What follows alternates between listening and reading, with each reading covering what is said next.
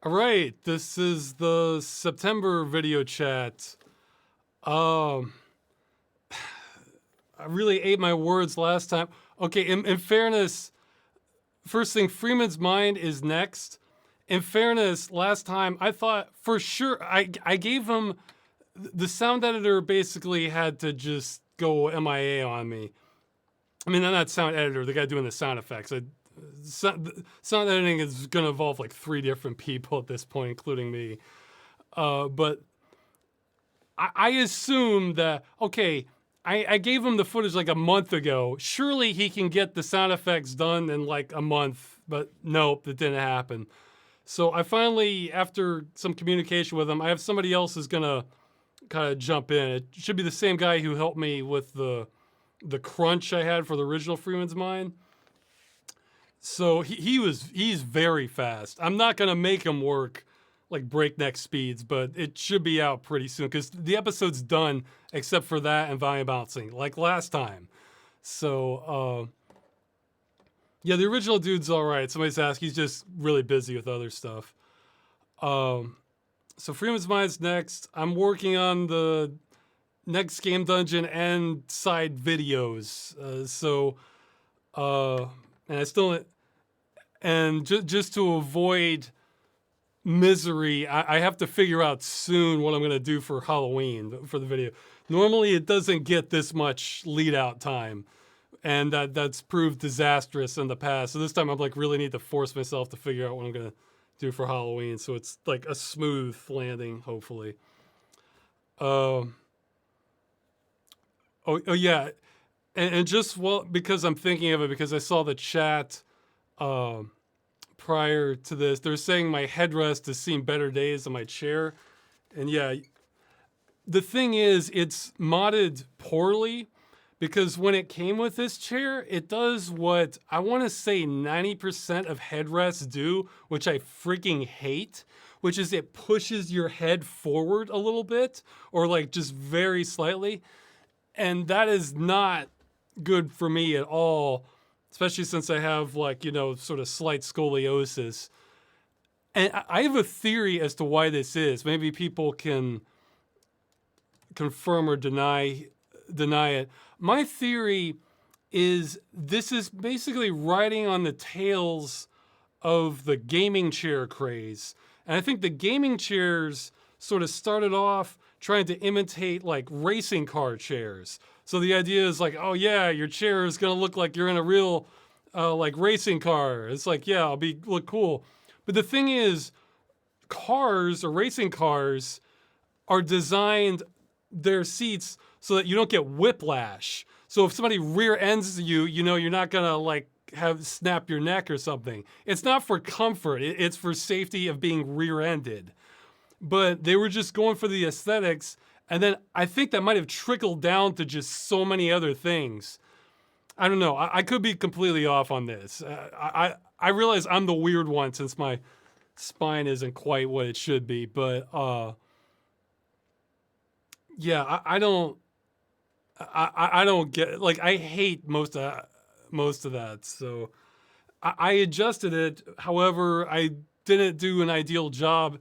What's there right now is actually 2 bolts where I detached it from the chair, and it's just sort of sticking out in the air. And I tried to secure it, but with these nuts on it, but it keeps coming loose. I need to figure out a better way to mod it, but it's more together than it looks. It's a poor mod job on my part.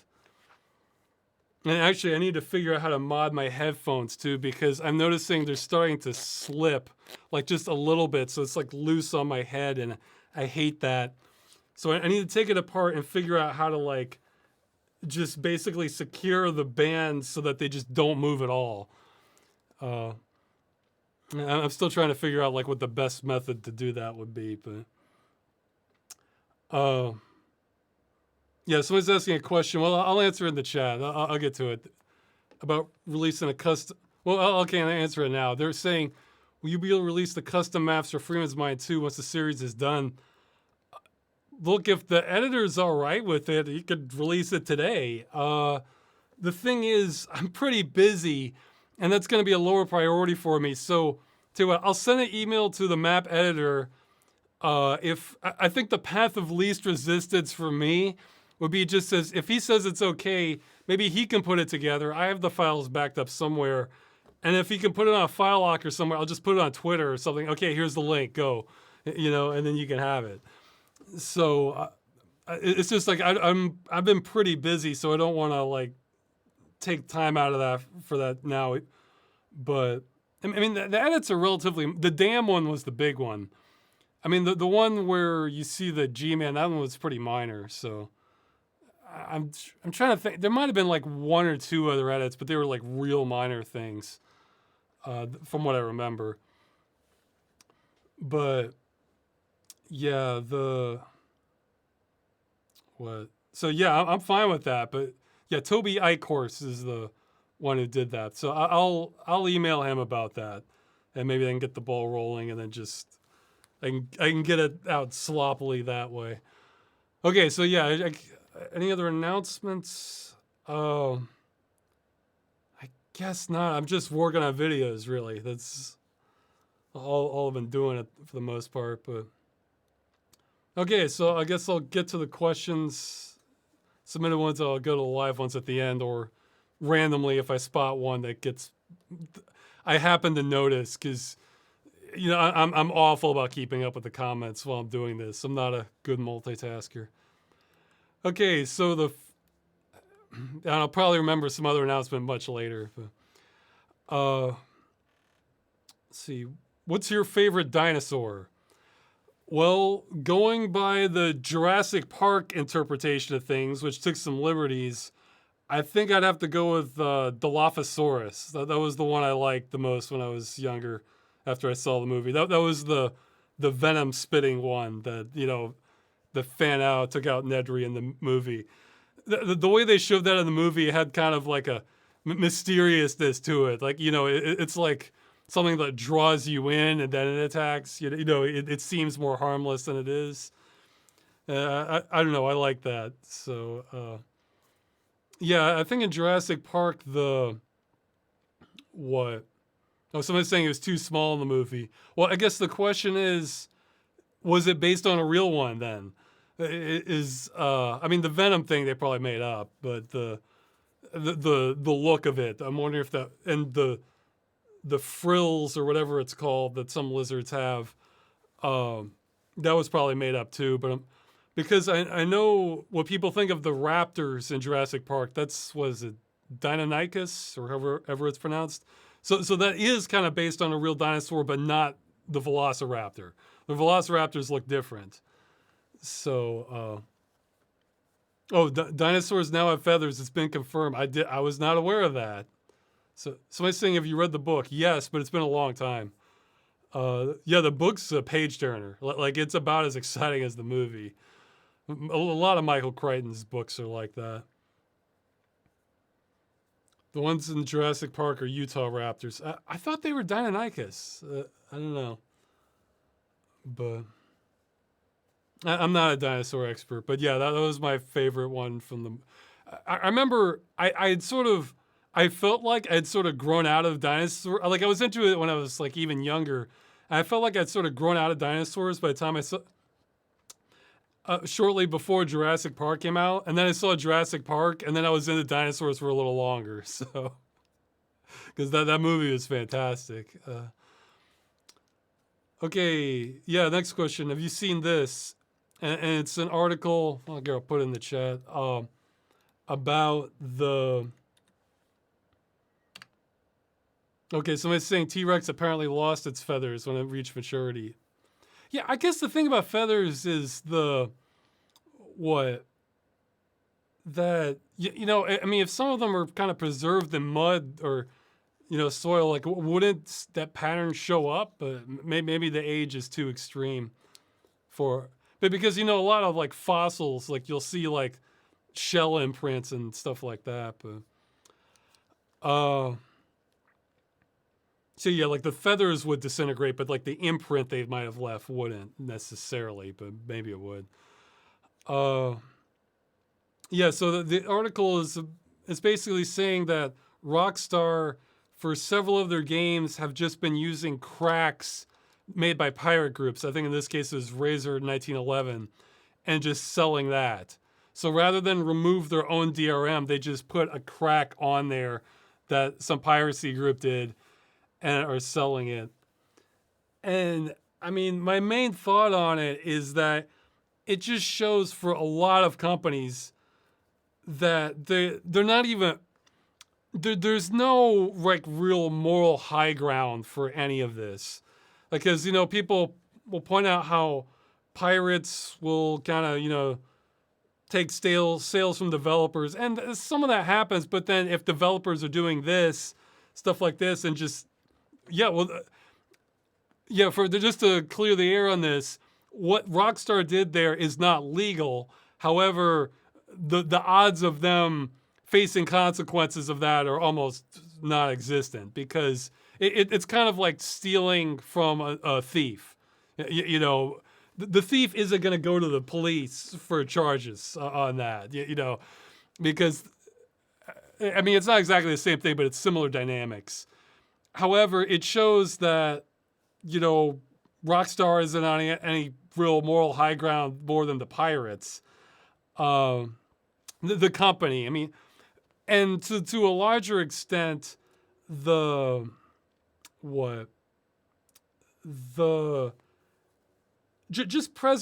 you look at the amount of attention companies give towards preservation, it is so minimal. I mean, especially if you look at prior to Steam. I mean, I think a lot of the reason you can get old games on Steam is just momentum. Like, they might have put them up there and then it's just gone. And then, like, the company just falls apart or just forget about it practically, but it's still up there.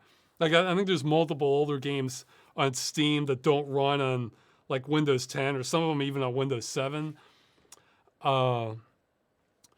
Like, I want to say the majority of companies, again, not the developers themselves, because I'm sure the developers want their games to be enjoyed by people, you know, indefinitely. Why not? You know, but the companies will,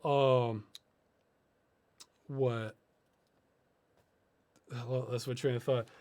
They, once the game's out, they don't care. And if they put restrictions on it, you know, with DRM, usually to combat piracy, then they just leave it there. I think it's said in one of my Dead Game News episodes, it's essentially like putting out a bunch of landmines while you're at war. And then once the war is over, just leaving them there. Like don't document where they are or anything. They're just still there. Like that's kind of how most DRM is handled from companies. It tends to be the exception to actually go in and remove it or have provisions so that you can run on modern systems rather than the rule. I want to say, by and large, piracy groups are, I want to say maybe are responsible for the majority of games being able to be run today. I actually have a future video that will give us not like fully comprehensive data, but will give us some data points on this actually. Yeah, that's part of it. But yeah, it shows that like there's no real rules on this. I mean, obviously some developers are going to do a good job and try to do this above board, but those aren't probably the ones that need a crack in the first place. They're probably releasing them day one. Day one doesn't have DLC. Like I think was it the new Baldur's Gate doesn't have DLC that I'm aware of. And that's a big launch.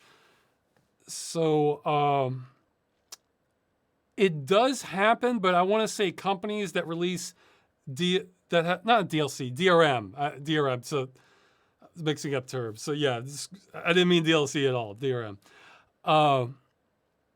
Okay, I gotta address this. Thanks for reminding me. I forgot about this. Somebody's saying Payday 3 removed its DRM. Yes, they removed de novo DRM. However, I believe it's still online only. So the de novo DRM was redundant even. So, in fact, by all means, fact check me if I have this wrong. I'm just assuming this from information I saw earlier. So if it's online only, that almost puts it more at risk than de novo, which usually gets cracked over time. So no, they haven't removed its DRM. They've removed some of its DRM and not the worst of it. So if it still requires an online-only connection, it is just as much at risk to getting destroyed. So it had double DRM on it, and now it just has single DRM, which is the worst kind. I mean, not the type it's using, because most online-only games do not get cracked; they die. Yeah, but my previous thought was, I want to say I want to say games that release DRM on launch, but then remove it later after they feel like they've gotten like the bulk of the sales, so that it's like they feel like they don't need the protections. I feel like that tends to be the minority, or kind of the exception. So I think they remove what is specifically called DRM, but not what functions as DRM. So pretty meaningless. Yeah, it is meaningless, really. I mean, I guess what, you get slightly more performance or something. I mean, and it's maybe a little more compatible, but it's still, it is still just as vulnerable as it was prior to that. So I guess what I was, if companies that did we removed DRM like maybe a year or two after the fact, so so it's not causing problems anymore, I'm actually totally fine with that. However, they really should message that. They should, like, from day one, they should say, yes, it does have DRM for us to try to combat piracy, everything, but down the line we will absolutely remove it, and it won't get in the way of being able to run in the future. If they said that from day one, I would be so much more forgiving. Whereas I'm not aware of any, I could just haven't heard of this, but I'm not aware of any company that's messaged that from the beginning, saying like, yes, we do have DRM, because I would be so much more understanding of that. Because what I care about is, in the end, can you run the game? And if you have DRM, especially DRM that doesn't get cracked, the answer is no, most likely. So, whereas if they're saying that from the beginning, well, then if they're being honest, then the answer is yes. So, wouldn't that stop people from buying it and waiting for the DRM to be lifted to pirate? Yeah, it might do for a few, but are those the same people who want to wait 2 years for that to happen? If anything, that might discourage some piracy groups, because they're like, well, all our work's just going to get undone in like 2 years anyway, or whatever the time frame is. So let's focus on the juicier stuff that's not going to get the DRM removed, or something like that. So yes, I think that would stop some people, but I think that'd be a small minority. I mean, if you look at like gamer mentality, it's not exactly the same thing, but I'm thinking of like that infamous Call of Duty boycott, where its own boycott group couldn't stop themselves from, the majority that was sampled at the moment couldn't stop themselves from breaking their own boycott from day one. So it's not, in other words, it's not like they were holding out for 6 months, like, no, I want to play this game so bad, and then they cave in. No, from day one, they bought it and were playing it. So it was all just a joke anyway. And I think the impulsiveness of gamers collectively, obviously not individually, I think I buck the trend for it individually, but they just go, it's new, they buy it immediately, and they're playing it, and that's the bulk of the sales. So the what comes after that is almost like not inconsequential, but it's a small minority usually of sales for most games. So we might be talking like single digit percentages of like the total sales by the time you get to that, for the people who for the people who can wait, So, let's see. Yeah, so those, but yeah, what I was getting at is, it made me think that, like, let's say, you strongly disagree with what I'm saying, and you're thinking like, no, like, this is still, like we still have laws, Ross. We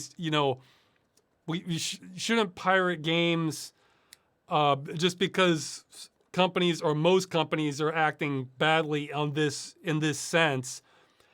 I guess what I would say is to that is, all right, but you're most, if that's your attitude, you're more than, your group of people who are thinking that way are kind of by themselves. And the thing is, I can understand wanting to do things the right way, but if you're wanting to do things the right way, are these the laws that you should be following? Like, because I feel like, like let's say you're just totally against piracy, like 100%. Fine, I can appreciate that view, but the thing is, that kills a lot of games under the system we have now. So so for the people who want everything up like above board with like no piracy or cracks or anything, it seems like they're the ones that should like have their own system, or like people will mention like GOG as an example, where they don't sell games with DRM pretty much. So if you're like anti-piracy, but like you only buy from GOG or from places that don't have DRM, well then that's a more valid view. But if it's, I don't know, my thoughts are getting a bit muddy, but I guess you get what I'm saying. It's like, in the reality we're in, piracy is literally the only option for way too many games. The only, like, if you want to play them, like, validly. And so that shuts too many games out. And if you want to do everything, like, above board, then you don't owe any allegiance to the system we have. Like, that's kind of what I'm getting at. Like, even if you want to do the right thing, it gets complicated. So we could have a better system that didn't involve like just the utter mess we have now. So I was saying GOG did break their no DRM promise with the Hitman game. Yeah, but they walked that back, I think. We talked about that in a previous. If they didn't walk that back, then you're right. Yeah, we mentioned that in a previous chat. So I mean, if they walked it back, it like pretty quickly. I mean, everybody can make mistakes, so that's not. Well, we'll probably talk about a big one going on lately in gaming news in a bit. Okay, so more questions. Okay, well, yeah, this is the Freeman's Mind question I answered earlier. So yeah, I'll email the mapper for that if he's cool with it. Maybe he can upload it for me, and we'll just make a Twitter. I'll put it on Twitter, maybe on the website or something, or in the YouTube community tab, which I've only like within the past few months started using that. I think I didn't even know it existed for just a decade or something, or I forgot about it. So. What's your method for watching movies? Do you have a TV and you watch, or do you watch them on your monitor at your desk? By and large, I'm watching them on my monitor at my desk. It would be more comfortable, like on a couch, with a TV, but we don't really have the space for that and everything else in our living room, so it's not quite an option at pretty much every apartment we've lived at. I guess it was sort of for one of them, but that was one where Magda didn't have her own room either. So, yeah, it's like you ever play like a puzzle game? Yeah. Well, like in games all the time, when you have things you want to put in your inventory, but there's not enough space for all of it, so you have to choose what doesn't make it. It's kind of like that. When I watch movies with my wife, we usually do that downstairs in her room with a similar arrangement, just on her screen. Haven't done it as much lately though, because she got, well, she says it's complicated, but she watches far fewer movies now. I think there was sort of like overwhelming her or something like that, but we still watch some occasionally, especially titles that I think like we're both interested in. Like usually like fun adventure movies tend to be the types we tend to watch together the most. But most movies I'm watching on my computer. Oh yeah, yeah. She said it as kind of a half joke, but I remember once she came in and like, put her hands on her hips and she's saying, "How dare you watch a movie even though I said I didn't want to watch movies?" Like, but watch a movie without me, even though. And I try to wait on watching. Yeah, like if there's a movie I think we might both be interested in, I try to like hold off on those. Like I still haven't seen the Super Mario Brothers movie. That's one that fits that, and Ant-Man 3 is another one I haven't seen because we're probably gonna both want to see that. So, yeah. So some get shelved until she feels up to watching them.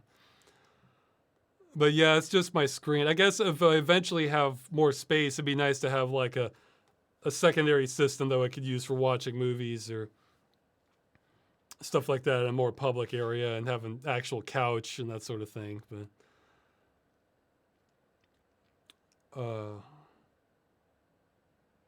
yeah, well, the chair leans back pretty decently. It's like, so yeah, it's not too bad watching out here. But yeah, probably a couch. I guess the other thing is I would need pretty good controls for a remote because I am ruthless with skipping movies that I feel like movies and shows where I feel like individual scenes are wasting my time. I've gotten good at recognizing it, like of realizing there is nothing I'm going to be interested in this scene for like the next 3 to 5 minutes. I'm just like, okay, now something's happening. So, and that's actually the sign of when I know I've come across a very good movie, is when I just don't even think of that because I'm so engrossed in what I'm watching. So that's a minority, I think, of movies, but hey, it allows me to get through more movies and shows. So. And there's still tons I want to watch. How do you feel about the split Gordon Freeman theory, where Gordon takes the teleporter to Zen during Freeman's Mind 1, gets split into 2 Freemans, and the other one gets teleported to somewhere in Europe during the good ending and becomes Mike from Civil Protection after the 7-hour war?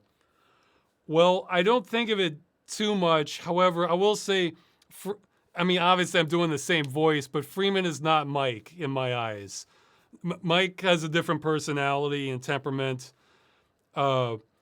I'd say Freeman's smarter than Mike and much more volatile. So yeah, Mike. In my mind, Mike is definitely a different character. It's not like a kind of a time loop thing or alternate reality. For the alternate realities, though, where there's 2 Freemans running around, sure. It's the sort of thing I don't overthink, or maybe it's not even an alternate reality, but one of them's a different interpretation. Like there's a famous Kurosawa movie, Rashomon, where the whole movie is just is different people's accounts of something that happened. I think it was a murder in the movie, and everybody's telling a different story in it. So that's actually not too far off from reality. Well, not reality, but the reality of how witnesses work in crimes, where the police officers are kind of trained to see, well, what overlaps between different witnesses, because people can misremember things, or get details wrong, or some are noticing some details much more than others, that sort of thing. But like the example they gave was like men are more likely to, in like a crime scene, are more likely to like identify like the model of a car, and whereas women are more likely to identify like the color of it and that sort of thing, and that's both useful information. But yeah, well, I just, when I go in and have just clearly like continuity diverging things, so not breaking, but like diverging, I just don't even worry about it, because I think my inspiration for that partially goes back to the old Ian Flux episodes, where in the early ones, she would die every episode. So, and this new episode, all right, it's like a fresh start, like that didn't happen, or is this separate reality? They never addressed it. And from my perspective, they never needed to. And so it's like, okay, this works, you know. Now, obviously, that doesn't work if it's something you're trying to take very seriously, but, you know, Freeman's Mind, it's not something like that. I think continuity is important unless you're just totally willing to just run away from it. And so, you know, it's... So I try to keep things, I try my best to keep things consistent within the main things, but obviously ones where there's a different ending or Freeman dies in one of them, yeah, I'm obviously veering off path and people can interpret that however they want, but my vote is Mike is a separate person. I'll go with that. Oh yeah, Russ, how do you feel about Game Legend turning 10 years old next month? I didn't realize that. And somebody gave pretty much my thoughts on it. They're saying, Ross doesn't care about anniversaries. They just remind him of how much he didn't do in all this time. Yeah, and it's not just that. Like, let's say I was like really on top of things and got the output rate I wanted. Well, then an anniversary, it's just, I don't know. It feels like let's say I'm a fan of something and the anniversary of it's coming up. Well, I'd rather have like a sequel or a new story related to that than just like let's reflect on it sort of thing. Unless it's like really unique, I guess. I don't know. I'd rather have like something fresh within the sort of franchise or creator or whatever that you like. So, let's see. Okay. So yeah, I should. Oh yeah, what is the most dangerous thing you have ever done? Okay, I had to think about this one because I realized most things that are dangerous, like they're dangerous really quickly, and then as soon as it's over, I often will forget about it over time. So, I mean, far and away I guess there's dangerous things I've done on purpose too versus accidents. Like, because far and away the most dangerous thing I've done was when I was a little kid and kind of accidentally smashed into the door where the glass rained down on me. And let's see, the scar's on there somewhere on my neck. I can't see while I'm doing this, and then like, you know, this beauty on my arm here. I almost died from that one. So that one was probably the closest call, but that was an accident. That wasn't the plan. And also as a kid, I fell down a flight of stairs at least twice, and one of them, like my head hit this kind of metal chest at the bottom that had kind of a jagged part sticking out. That's why my tongue is slightly deformed, the tip of it, because it basically cut it off or scar tissued over it. I don't know. I don't know. It's so yeah, that one. I mean, but like, let's say that had been like my skull more, or like in hitting at or eye socket, that would have been quite bad. I think the other time I fell down the stairs, it was at least twice. They were different stairs, but the other time I think it was just a bunch of bruises. Yeah, that one was like extra stupid because I was like dressing up as sort of like a pillowcase or a bed sheet or something to like look like a ghost and like pretend I was like a ghost, and I took the wrong turn and I basically went down the stairs like in a sack, just like, so that wasn't good. Well, again, the accident was this one was like a little more on purpose, but like the injury wasn't. I made like I did this in multiple times, but I made basically my own homemade zip line where I would tie a rope between two trees across the yard, and the knots were good and the rope was strong. But I was using a chunk of, I think I probably mentioned this on the chats before. I was using a chunk of PVC pipe to slide down on it, and that worked out great. But what was happening is the bumps on the rope were gradually wearing down the pipe from the friction, and I didn't notice. So at one point midway, it basically snapped and I free fell from I'm not sure how high up I was. It's kind of a blur in my memory. Plus, things seem bigger when you're a kid.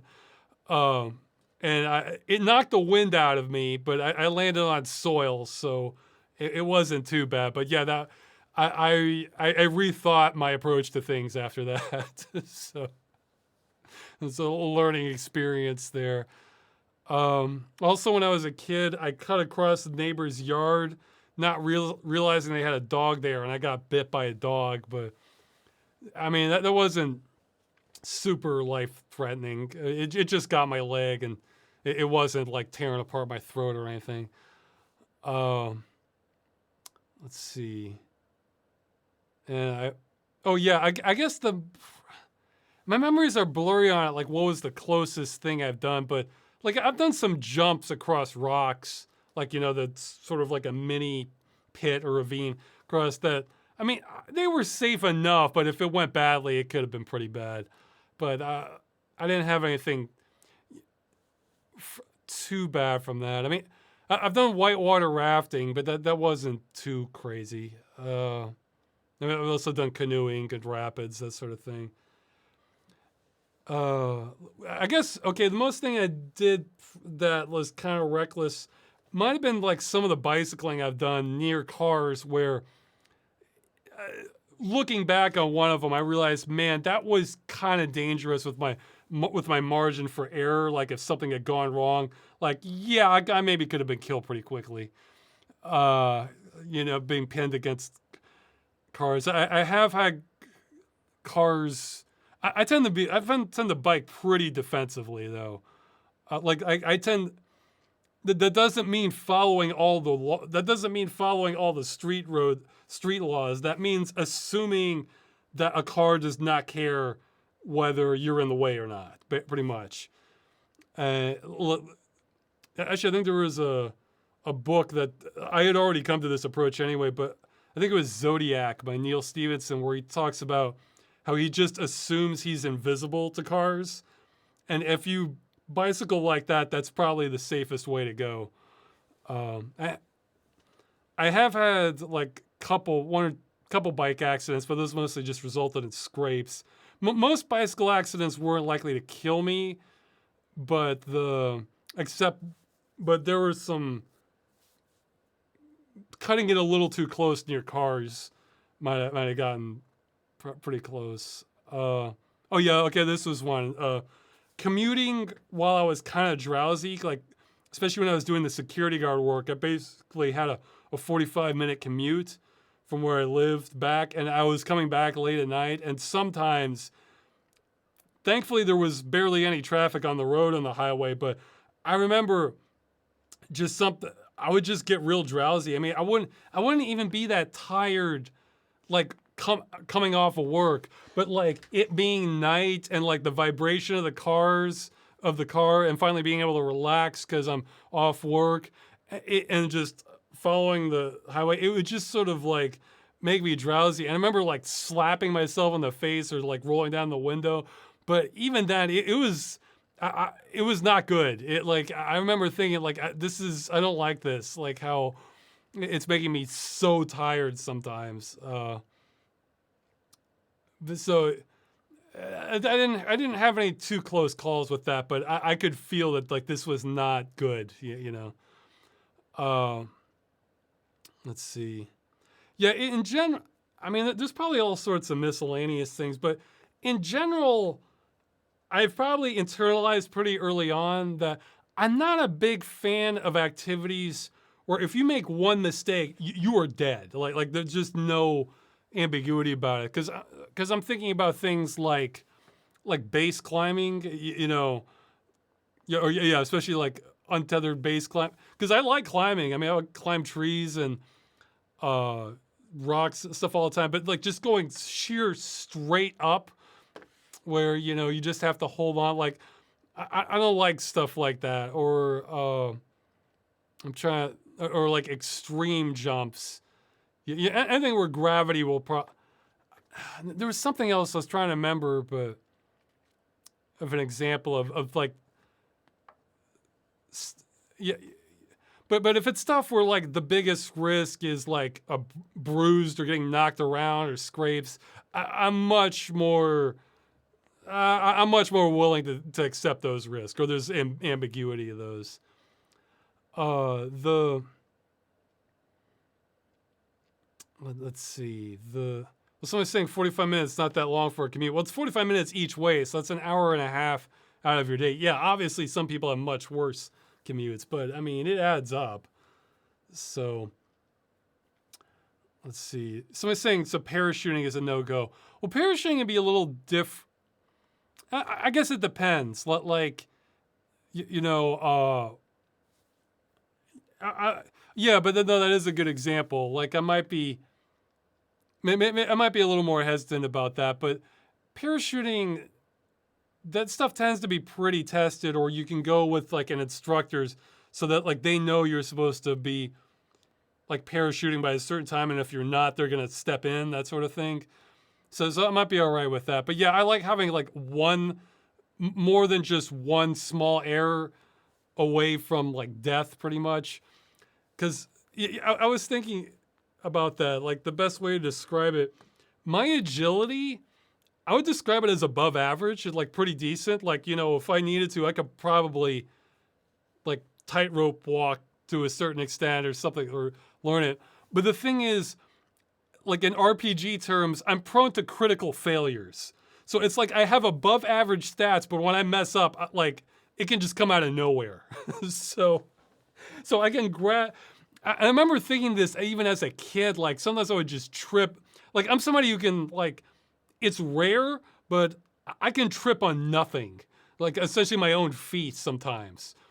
And so I remember as a kid thinking like, this kind of like concerned me. Like I was real young, I think like 6 or 7 or something. And I remember like thinking like, you know, this could be like a real problem that I can't trust myself like 100% to not trip on something. I mean, I can trust myself 99% of the time, but depending on when that 1% happens, that could be like a real problem. So I was saying, what about my reaction time? Well, it's decent, you know, it's,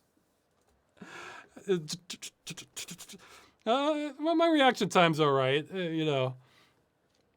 I'm probably, I mean, it's not like phenomenal, but I'd say it's probably a little bit above average. Let's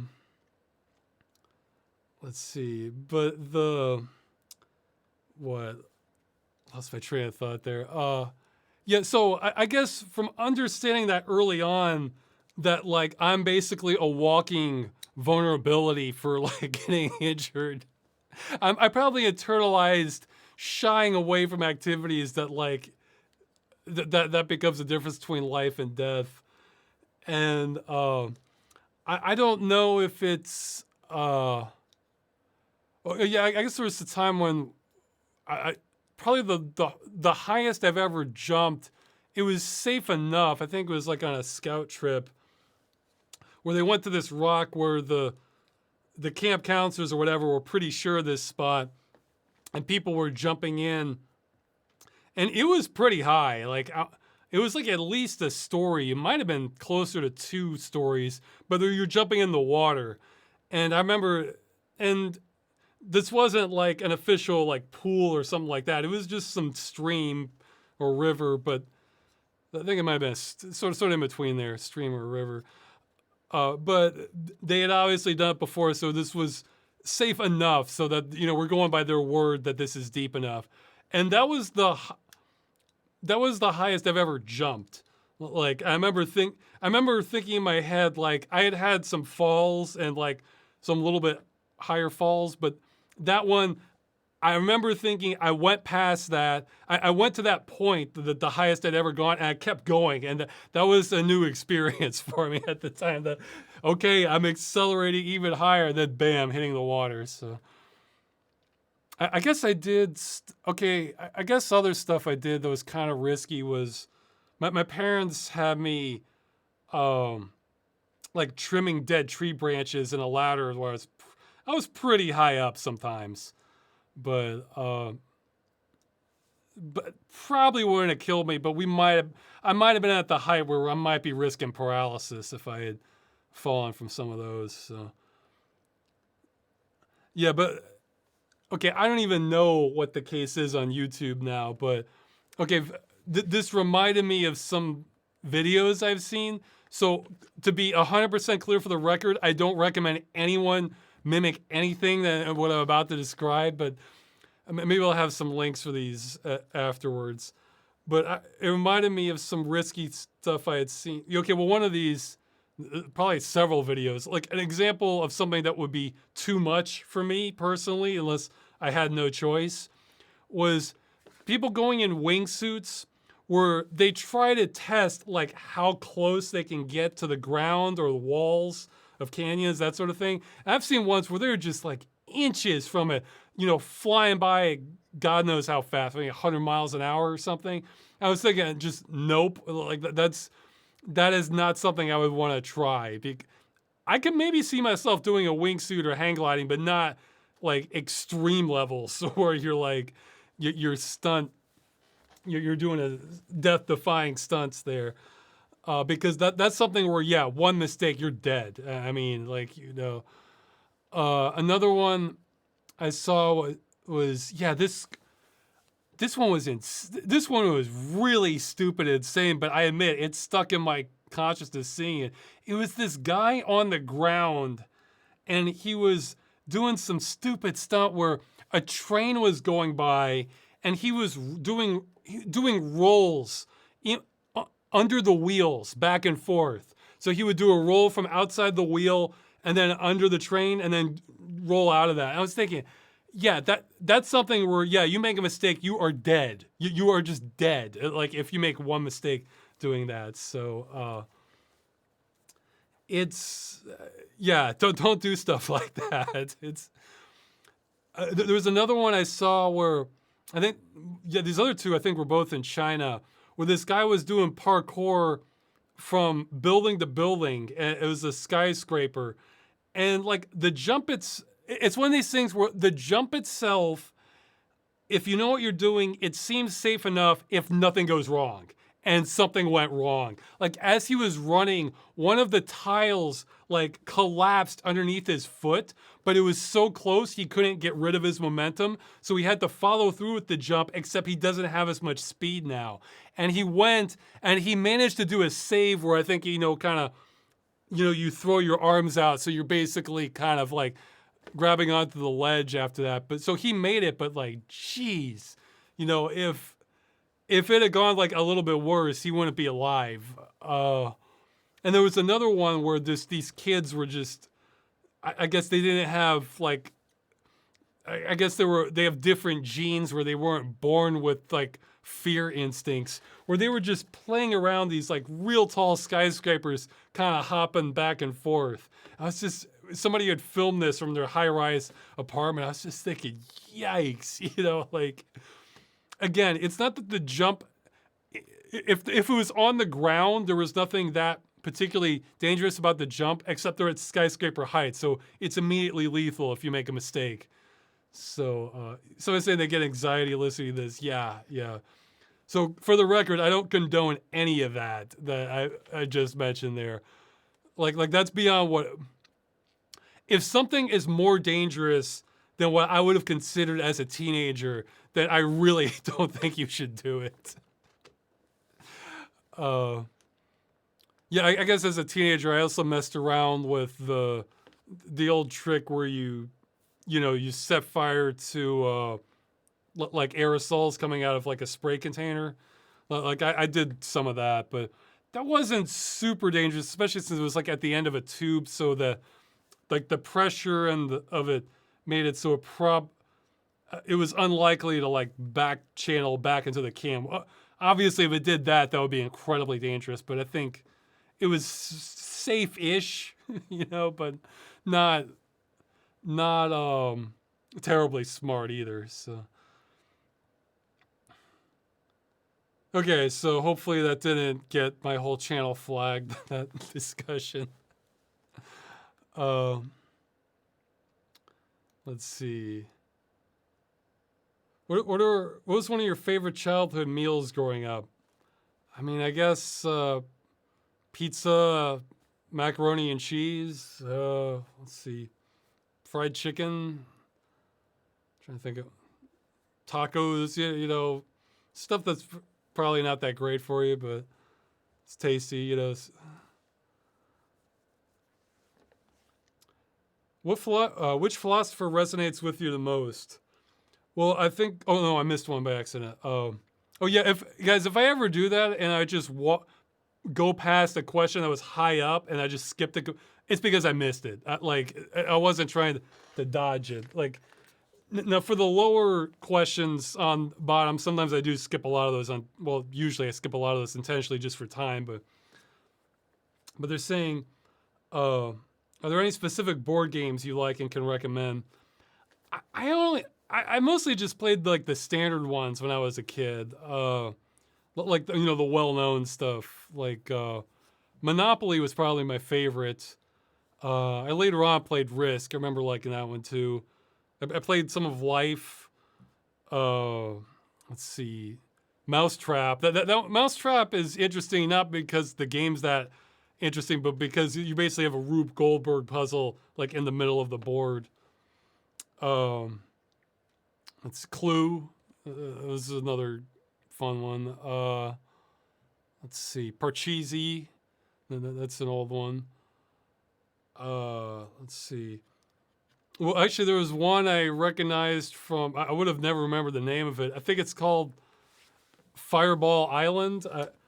I saw that one on, was it Board James from James Rolfe videos? I had that one because I was able to pick it up at a yard sale. Like getting it new was pretty expensive, but at a yard sale I got it pretty cheap. So I tried that one out. It's kind of fun. But yeah, I guess was it Snakes and Ladders? Chutes and Ladders?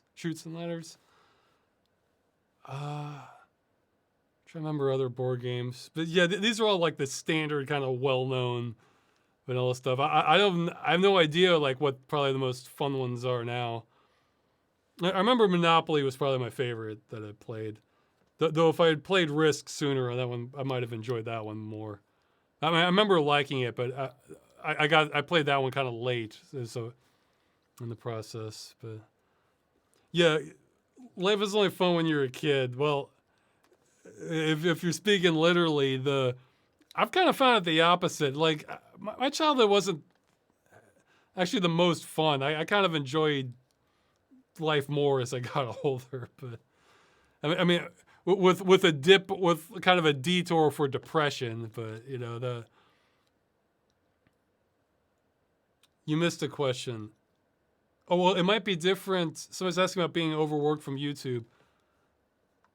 I don't see that on mine though. So maybe Reddit's organizing it differently on my screen than yours. I don't even see the question. So sorry. Yeah, I'll have to look at the question. Okay, so dangerous childhood meals, board games. Yeah. The chat's. Oh yeah, I played a little bit of what was it, Carcassonne. That was much more recent. Like for me, that was like a few years back. I played that with someone. Yeah, that was all right. That doesn't look like it had potential. But yeah, I guess the big difference between board games as an adult and as a kid is, as an adult, you start understanding which games are 100% chance. You know, it's just rolling the dice and seeing what happens. And yeah, I tend to lose all interest in those. And the thing is, Monopoly is like that, except for the deals. The deals are not chance. The deals are psychology, really. I mean, a lot of it's still luck. So yeah, as an adult, I don't really care for games that are 100% luck. I want to be able to have some have some agency in what's happening, you know. Whereas there's plenty of kids games that are 100% luck. So, but you don't necessarily recognize that as a kid. So, let's see. Yeah, okay, next one. Which philosopher resonates with you the most? Well, I don't know the lives of the philosophers, so I'm assuming like by their philosophy. I think I'd have to go with, was it Jean-Paul Sartre? That's one so yeah, it's probably safe to label me as an existentialist. that's existentialism is one of those things where, like, I didn't have a philosophy class until I was in college. I just had one, and once I learned about that, I was thinking, oh yeah, so it's one of those things where those are the conclusions I had come to on my own without recognizing that's what it was. So, uh, the what is it? The Oh yeah, I lost my train of thought because of the chat, and I remembered that I also played a little bit of Othello. That was another board game, but I think I even forgot the rules to it. But yeah, existentialism to sum it up poorly, it would be like saying it's basically saying there's no meaning to life, so you have to create it for yourself. So you have to find your own meaning, and I was thinking. I mean, it could be different. I was thinking it's kind of the same diagnosis as nihilism, but a different conclusion, different prescription. Because nihilism is kind of says that, like, there's no meaning or point to life, so there's no point to anything. Everything's hopeless. And my interpretation is more that, well, okay, if there's no point, if there's no meaning, defined meaning to life, then I want to go to the circus. It is my attitude. It's because the circus is awesome. So if there's no point to any of it, then like that's what I want to do. And that's much more of an existentialist attitude where you're kind of taking your you're kind of having to define it for yourself. So I was saying, what about Nietzsche or Jung? Well, I remember Sartre really. I'm not brushed up on it, but I remember Sartre really seemed to kind of go, like, my thoughts were following what he was saying a lot more. So I'd have to look at. I think I'm not as fatalistic as Nietzsche because it's.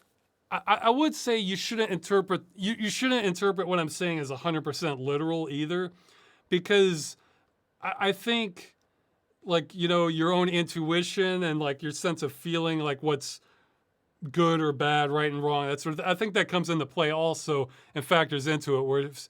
Whereas if you're just kind of reading this like a robot, then you can come up with misleading conclusions, I guess. But there are many things where,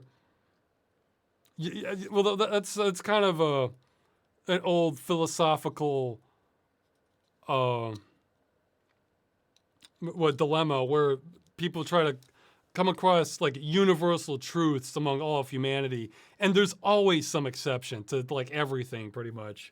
However, I feel like the higher the percentage you can get, the more likely that's like close enough to a universal truth. So if 99% of people think you shouldn't do something, then yeah, that's as close as you're gonna get. Or I think you can even go up to maybe like 93% or something. But so I was saying Leonardo da Vinci has some really good quotes I live by, particularly the one about how the brain can rust like metal. Yeah, I guess so, but I don't know. I guess for philosophy, I was kind of drifting towards like, well, what are the biggest truths? And that was the only one that kind of made sense to me, was existentialism. So, however, an existentialist attitude means that, like, if you find something that makes a lot more sense for you and helps you function better or gives you more purpose, well, then you should go for it. So it's not necessarily incompatible with a lot of other beliefs. It's just that it's much more individualistic, for what makes sense. But yes, I should probably brush up on some philosophy, but yeah, Sartre was the one that resonated with me the most.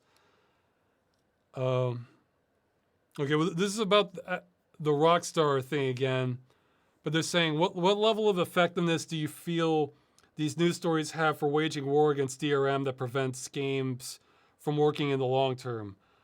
I mean, I'm probably being cynical, but I'd say very minimal, if possibly.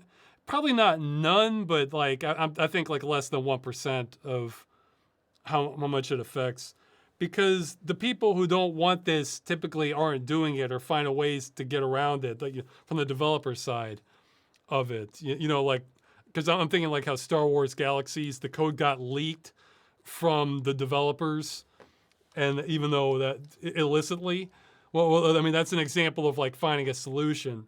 And then, but if you're not putting DRM on your game to begin with, well, then you're not part of the problem to begin with. But as for changing it, it's like you have to look at the power dynamics, and and the thing is, the consumer has no real power more than what the majority does. And the majority is not thinking about this. They're going for, this game looks cool, I'm going to buy it. And that's the only consideration. So that's why I said before, companies can get away with almost anything if the game is great. So that's been my, those have been my observations. Because then people will accept the poison pill with it because the game's great and the majority of people buying aren't thinking about that. And then once a new company comes out that does that, and the consumers accept that, well, then that creates the precedent for other companies to start doing that, and then that becomes the norm. So the only power dynamics are, well, one, that it's a long shot for what I'm trying to do is like, have law enforcement of it. But I mean, that's rigged against the average person in many ways, much more than just games or game preservation. So I'm quite cynical about that. I think I even said in the games as a service video, like, if I was a millionaire or something, I can like really afford to like pay for like lobbyists. Then I might be much more optimistic, but I'm not, and as far as like collective action, it's so rare that makes the difference. It's almost always like kind of wealthy entities kind of throwing their weight around that usually leads to some sort of change, at least from what I've known in my lifetime anyway. I think as you go back farther in time, you can see more populist action. Yeah, so it doesn't matter how bad people know it is and are aware of the problem largely. What matters is what enables them to keep doing it, and that comes down to like the lowest common denominator for the consumer, where not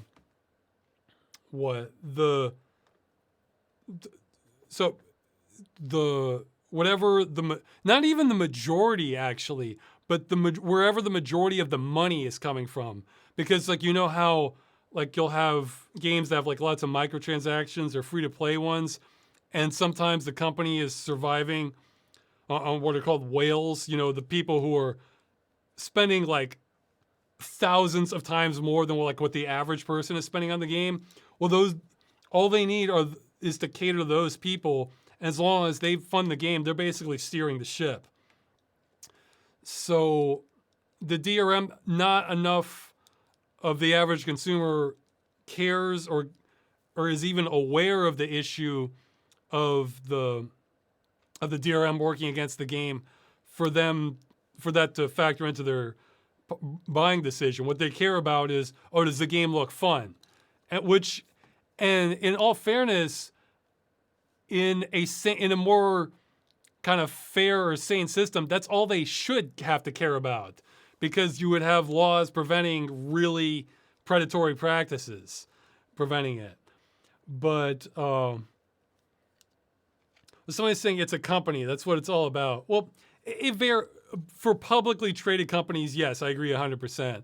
If you're a private company, that's usually what it's about. However, a private company has some agency. So if somebody running a private company has values that go against going for absolute maximum profit at all cost, and they want to have like a reputation of good customer relations, or making sure the game is more fun, or that sort of thing, and that cost that extra percentage of profit that they're willing to take the hit on, then they can do it. Whereas a publicly traded company usually can't do that, because then the investors will throw out whoever's running the company, put somebody in who will go for like the maximum money extraction, and then it's just like everything flows towards the investors essentially. So, that's why when I did the games as a service video, the only, I guess the only legal option I was seeing was basically law enforcement, because I don't see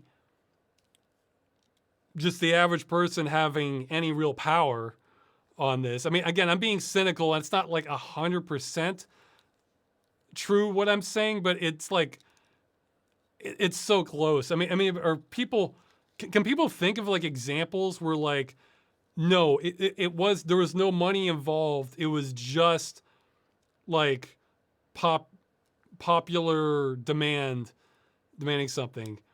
I mean, I guess there's two variables, because you can have that, but it would have to create such an uproar. I don't know. My thoughts are getting kind of hazy on it, but I'd have to see some. It's the sort of thing where, like, if people were like list examples, then that would kind of clarify my thinking, and that would help me realize what I'm trying to say. Yeah. So much of my thinking is like that, where I'll have the thought that like I can kind of feel where it's taking my brain, but like spelling it out, that can be quite difficult sometimes. Like the details of it, and sometimes I get there, sometimes I don't. Let's see. I know I lost my train of thought. But yeah, yeah. Well, the other thing. Okay, yeah. This is what I wanted to close on. They're saying, what level of effectiveness do you feel these news stories have for waging war against DRM? I'd say there's two groups that are legitimately trying to like wage war on that I think have the highest chance of effective results of waging war on DRM. One, like we mentioned earlier, the cracking groups. You know, the people actually creating the cracks for these games and restrictive measures.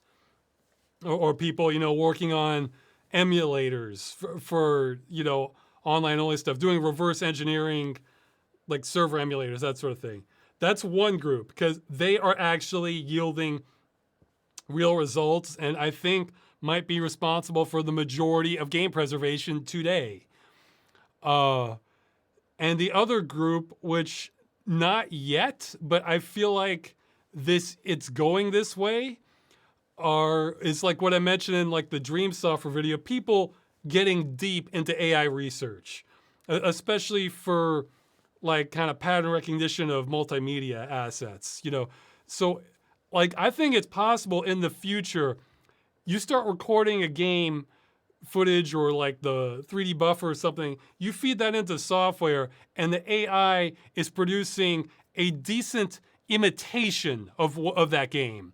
Like you know, I really think that's possible, the direction things are heading. Yes, it's not going to preserve the game in a pure form. I know some purists don't really care about that, but it could get something very similar, especially depending on the game. Like, so yeah, people doing AI research and cracking groups, I think, are the people who are most effectively combating DRM in terms of like real world results. The AI isn't there yet, but to me, I am so much more optimistic about that than I am towards like law enforcement stepping in on it. So, okay, I guess I'm not aware of the context. Somebody's saying, I'm probably going to butcher the pronunciation. Szechuan sauce from McDonald's due to Rick and Morty. I'm not even aware of the context. However, that doesn't go against the profit motive, really, because that's just kind of you're basically telling you're telling the company that this particular lineup of product is much more popular than they were giving it credit for. So with enough uproar, they can put it out there, and then you're basically convincing the company to earn more money. You're kind of twisting their arm, and that has been known to happen. You know that with enough persuasion, companies can be convinced to earn more money in a way that pleases customers. So not always, but yeah. So I think those are the. I think law enforcement and against games being destroyed has a chance, but it's a long shot. And I think the odds on it are worse than better and better AI being able to essentially almost rip the assets of it and essentially create an imitation game. And that brings us so much closer to game preservation than the track we're on now, where for online only games, where, you know, once they shut it down, it is just dead, and all you have are just like video clips of it. Okay, more questions. Oh yeah, a bunch of people emailed me about this. I guess I dropped the ball on it. For the Outrun episode, I was not aware of an engine port of Outrun called Cannonball, which added features I would have wanted, like increased resolution and widescreen aspect ratio, and being able to, you know, pause the timer or that sort of thing. So, oops. Well, I guess if you want to look on the upside, you got to see the more authentic experience, because I was running MAME, you know, to have arcade emulation. So I was running it the way, very similarly to how it would have been in an arcade. So yeah, the game's friggin' hard still. Though it's, yeah, I feel like if I had stuck with it longer, maybe I could have. Well, in fact, I feel confident I would have gotten better at it the longer I stuck with it. But then it's like I'm gonna keep repeating that beach level over and over and over. So it's like, man, that's. Yeah, maybe I'll check that out to check out the other biomes of it, and to have it at like a better resolution. So. Let's see. Okay, yeah, more questions. Oh yeah, and the other things I should have mentioned, a few people messaged me about. One was the game, I think it was called Shut Up and Drive or something. However, that wouldn't have changed the episode that much, because I looked at that and man, it just looked like non-stop, like spastic gameplay. And I was thinking, you know, that was, I mean, more power to you if you like that, but that was kind of my issue with, was it Horizon Chase Turbo, where, you know, it just starts getting so fast and spastic that it stops being what I want the longer I play it. But, I mean, all the games I showed are fast, but those are on a different, that's sort of going past what I want for my speed limit or attention deficit disorder limit, you know. But now the other one that people mentioned, I feel dumb about this one because I think it's even on my games list. I just completely forgot about it, was Oh Dear. And I'm going to have to check that out. So maybe I'll save that for a follow-up episode. So, okay. Oh yeah, this question. Okay. I'll read it. I read this one, and when I was exercising, I probably dwelled on this for maybe over half an hour, and I think it's helpful. I think it helped me clarify my thoughts, even though I might not even be able to verbalize it, of where I should be going with Game Dungeon. Like, I could have used this question a few years back. They're saying they're a longtime fan, and Game Dungeon is one of the best contents out there. That said, some of the more recent episodes haven't quite landed for me. I've been racking my brain as to why that is. And they're rewatching Polaris Snowcross. It hit them. They usually prefer the videos where you introduce a game to us you know well, not in a chronological order, talking about its aspects, and feels kind of like an essay or a review or somebody who really likes going on tangents. And then there are the ones that are pretty much a let's play going through the game. Yeah, I've been kind of slipping into that, but not on purpose, giving your opinion of it. And I like those a little less, to be completely honest. So I want to ask, how do you choose the structure of the episode? Okay, will you help me figure out what I should be doing? And okay, I'll try to explain this the best I can, because this is the sort of thing where, again, I'm not even consciously aware of it. And it's like sometimes I would hit it, sometimes I wouldn't. And I think what's going to make the good, there's one of two things that are going to make probably a much better episode, I think, for most of the audience. One is okay, we'll start with the easy one. One is something like Armed and Delirious, where that is kind of a playthrough, but it's just so out there, and it's just like an odyssey experience that, people watching are going to be kind of like baffled of what they're looking at, and it's not well known. However, those are kind of rare. Arcade America might have slipped into that territory also. I think people still like some of those. But the other one, I have it figured out in my head what it is, but I don't know if I can explain it now. But your question helped me figure it out. It's where, the ones they liked are like Polaris, Snowcross, Deus Ex, The Crew. They gave examples in the tangent. It's not just about going on tangents. However, that is a big part of it. It's more like some of them, I'm almost tripping over my thoughts going into it. Or it's giving me one or two thoughts that it's just making me want to just expand more and more and more. So the game itself isn't even, it almost isn't even the focus so much as the catalyst or like the means to getting there. So I felt like I was doing this a little bit. It was coming back a little bit when I did the Trick Style episode, and I started talking about Aphex Twin, and then I started talking about the limo, and because that was a genuine thought I was having. You're basically you're getting on board for my train of thought, and I think that's probably what increases the odds of making a good episode that people are going to want to rewatch. So I'm sorry it's taking me so long to figure it out. However, there's nuances to it, because some episodes, what I've been thinking is that I can think of some moments or jokes that I think are going to come out pretty well, and I want to do it. And if I can come up with enough of those, that I feel like, well, that might make a good episode and carry it through.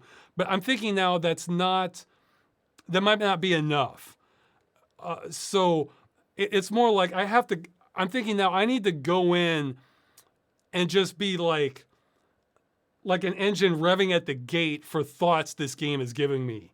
Or it could just be one or two thoughts, but then those thoughts are ones I really want to expand upon. I just don't care how far off course I get.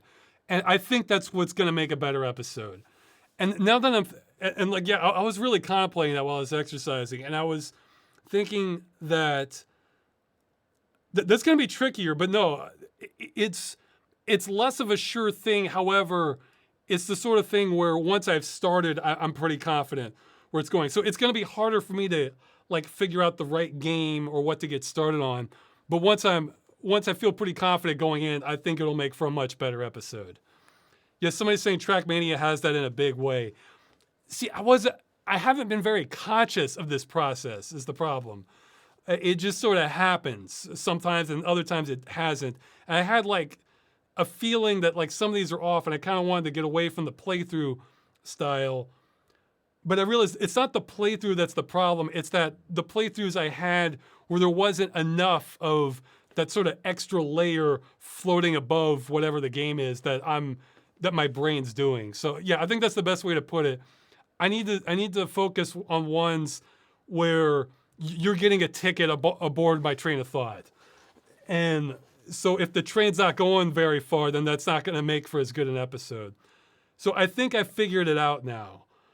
But it also creates more uncertainty on my end for figuring out what's going to be next, or what do I have enough to go on. And it's sort of panning for gold or something. I'm gonna have to hunt more, but I think I know how to recognize it now when I do it. So yeah, it's yeah. So yeah, you helped me. That question helped. Who is this? Kezerg8. That helped me clarify my thoughts in a way I kind of wish I figured this out years ago, because I feel like now I know how to make a good episode. One that I think is more likely to be a winner for people that enjoy Game Dungeon. So, yeah, somebody's saying Requital was a pretty funny game.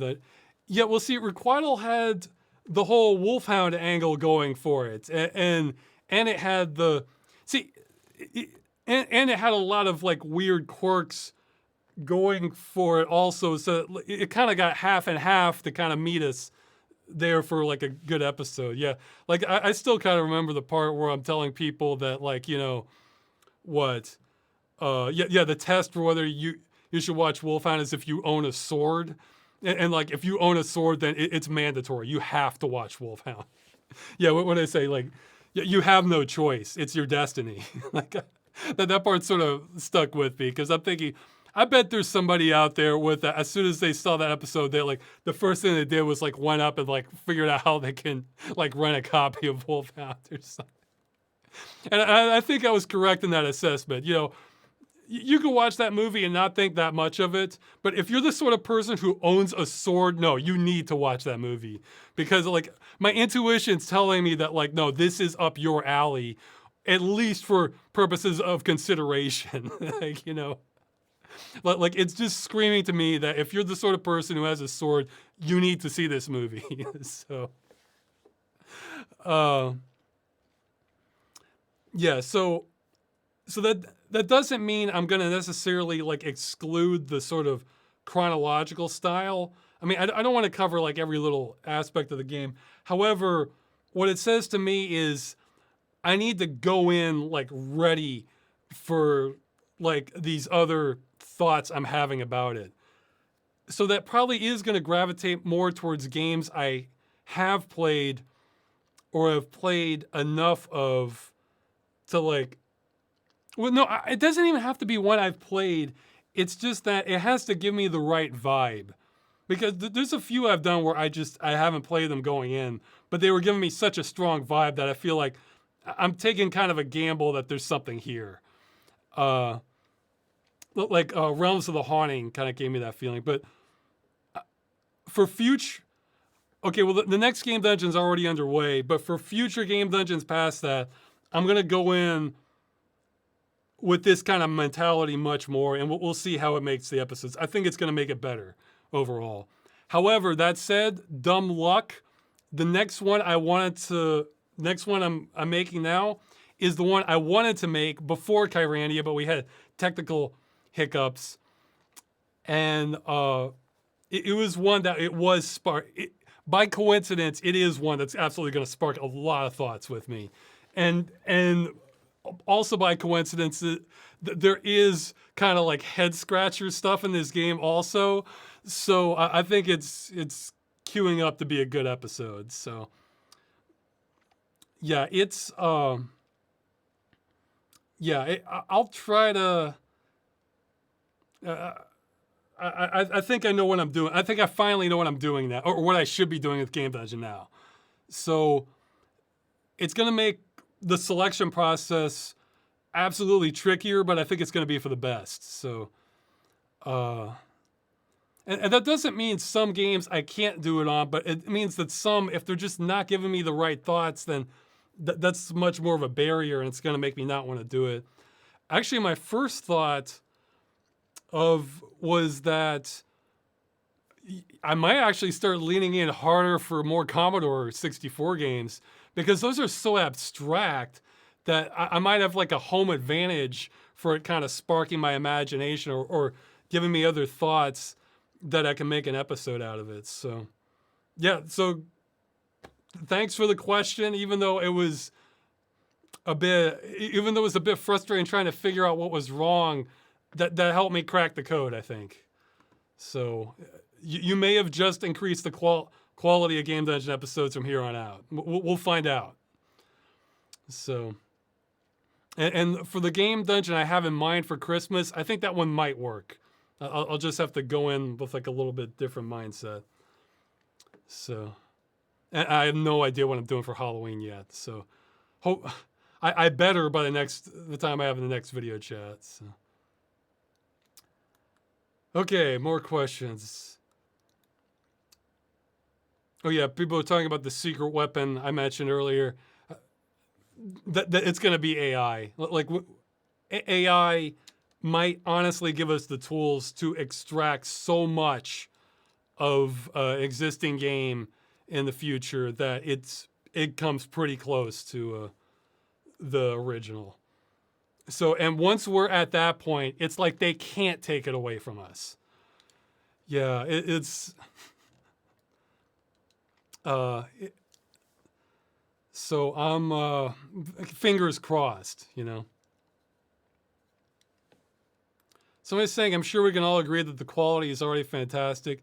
No, I'm actually with that person. I'm actually on the camp of that person who's saying that, like, you know, some of them didn't quite land from. I think there's good moments in all, and just about all of them that I've done. However, I felt like some that just like, no, this does kind of feel just like a playthrough and doesn't have that like extra spark. But the thing is, I wasn't sure how to get that spark, but this helped me figure it out. It's like an extra layer of thinking that goes to it. So that, I mean, yeah, I remember somebody saying that like they glanced down for a bit and then they looked, yeah, on the Sin episode, and then they looked up or they came back.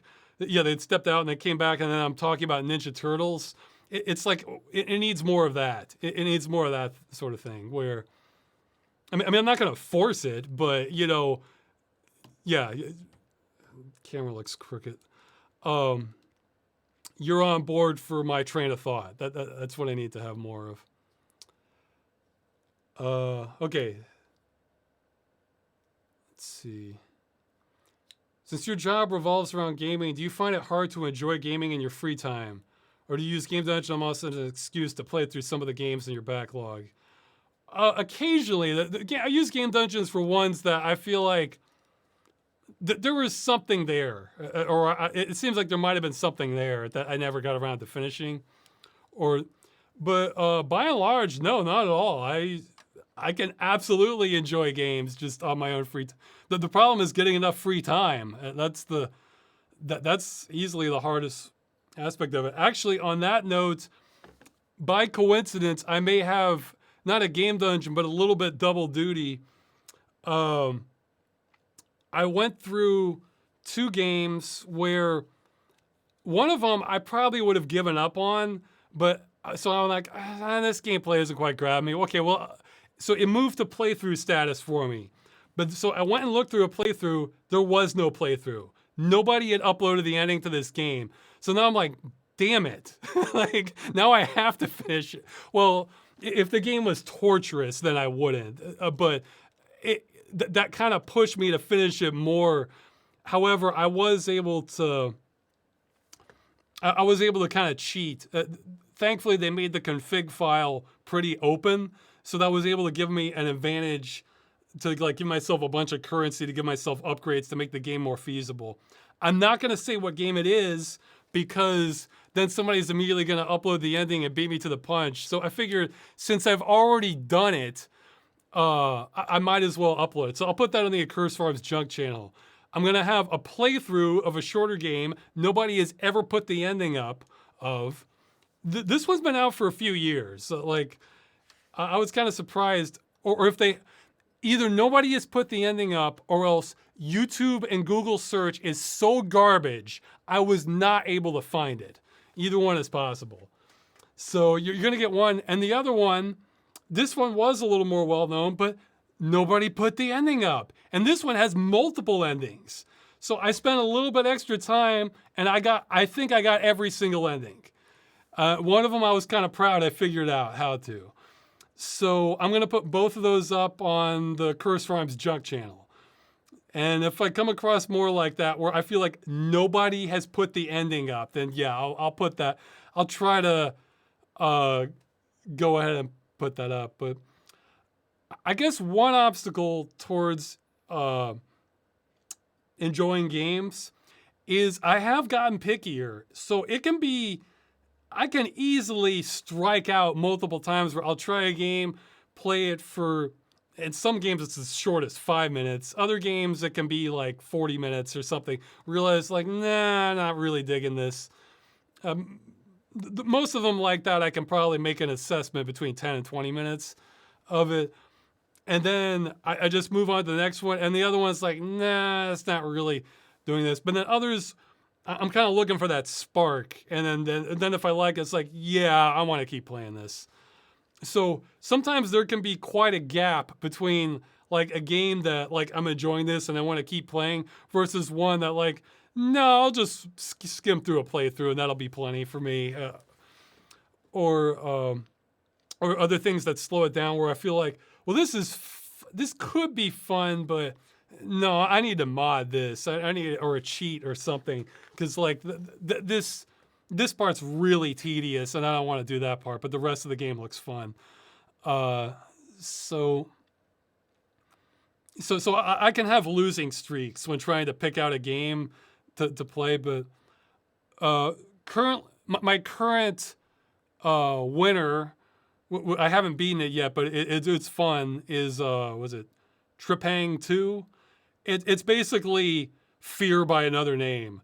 This is Fear 2 in an alternate reality. Is how I would describe it. It's so similar to Fear, and Fear's a great game, so I'm enjoying it. Uh, it kind of does a few things. Some of the level design I feel like could be better, but then it'll have moments that are really good, and the gameplay's solid. So they do. Some parts of it are a little more maze-like than I like, but other than that, I think that's literally my only complaint of it so far. It's yeah. Some levels are a little more maze-like than I like. That's my only complaint at all. I think it's the game's. I haven't beaten it yet. There was one. What? Yeah, somebody's saying that was part of the boomer shooter wave. Well, see, this is this is past what most boomer shooters are aiming for. So, I mean, this might count as a boomer shooter, but this is more like if like Doom clones and 90s games are boomer shooters, this would be like a Gen X shooter or something. I don't know because Fear came later. It's like a full decade later than. I mean, I think Fear is amazing and it's absolutely worth imitating.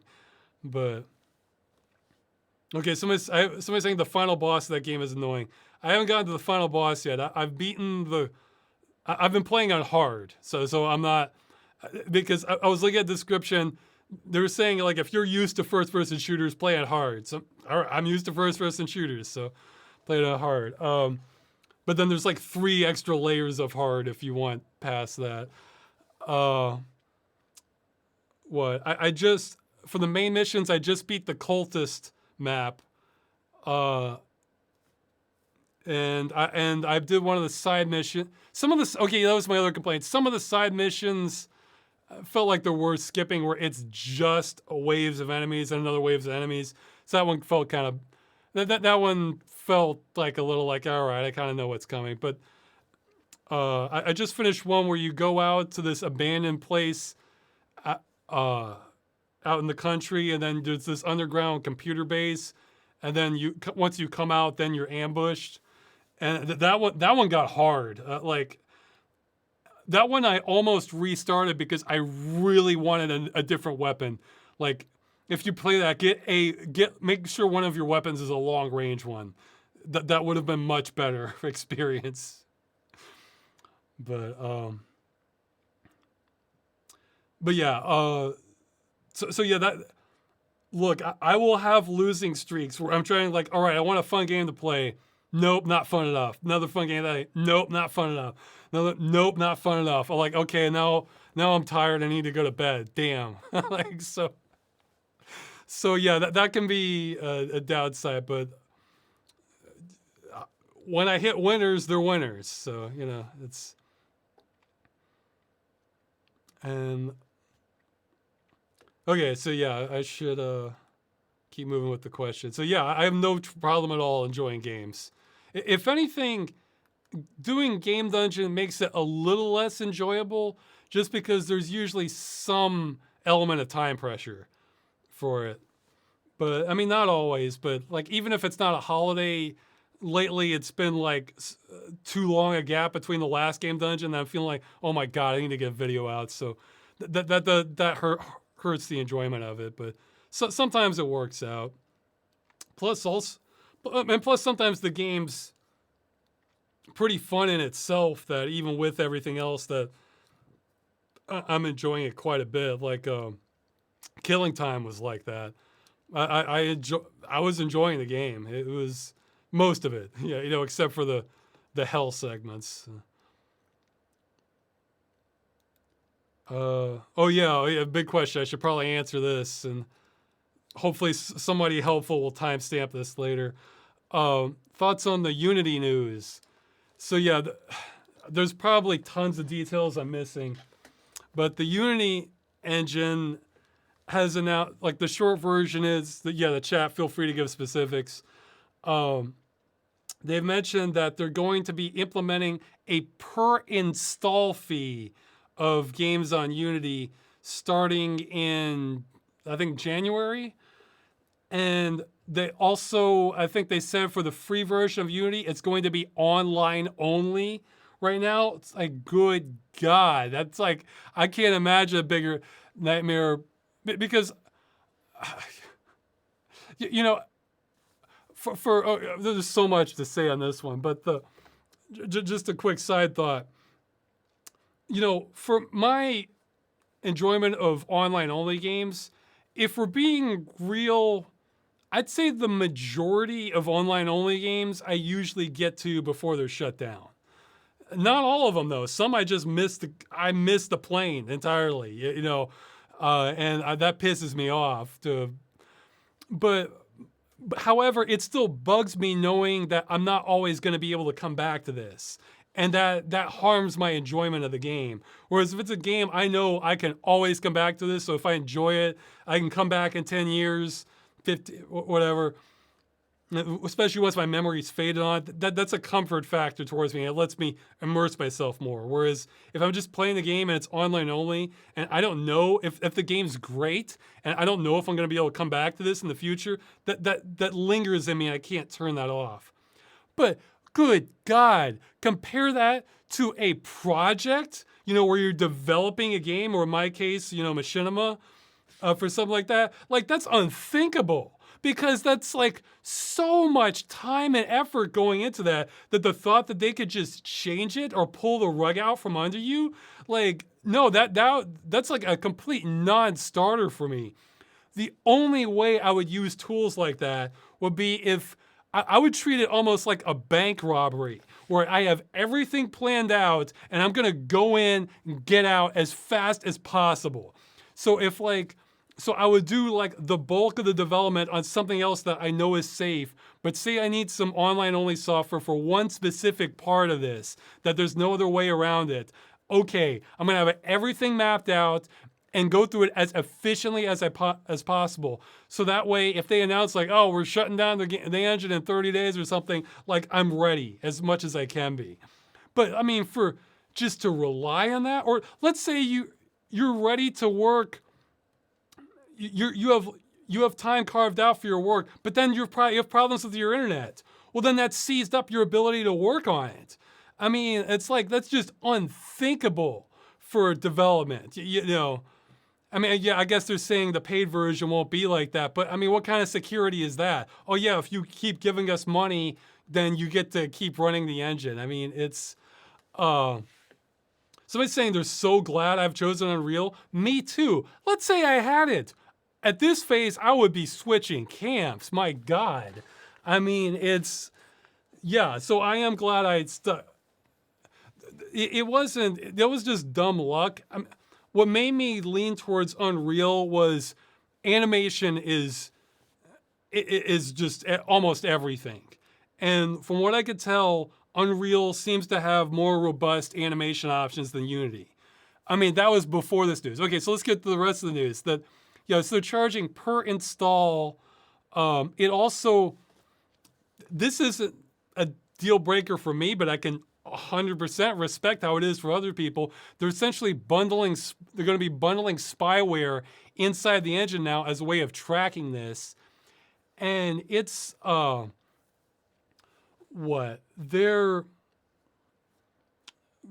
it just sounds like a complete nightmare for this, because like when I first saw this, I just read it really too quickly. I thought they were saying that if your game earns more than $200,000, which again is a lot for, it's a lot for most of us. However, if you're like a game company, that's not that you can hit those numbers. If you have like a team of people, that's probably numbers you want to be aiming for, because you have more resources to throw around and that gets divvied up among the team. Then they were going to charge 20 cents per install. Now, when I first saw that, I thought they meant 20 cents per sale. And okay, this is probably an unpopular opinion, or maybe there's an angle I haven't thought of yet. I would say if the game engine's free, if it was per sale, that's not the most outrageous ask. Per sale after $200,000, because you have to keep records of that stuff anyway, if just probably for tax purposes. So, let's say you're earning if your game's, let's say $10, 20 cents per sale, over 200,000. So you're at least recoup some of your cost. It's a bite, but if the engine was free, that's a way of them getting some money back.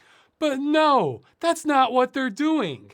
If it was just per sale and it was based on like bookkeeping, like, okay, well, we sold, 20,000 copies. It put our revenue over this. This is what we're reporting to the IRS or the government. Then,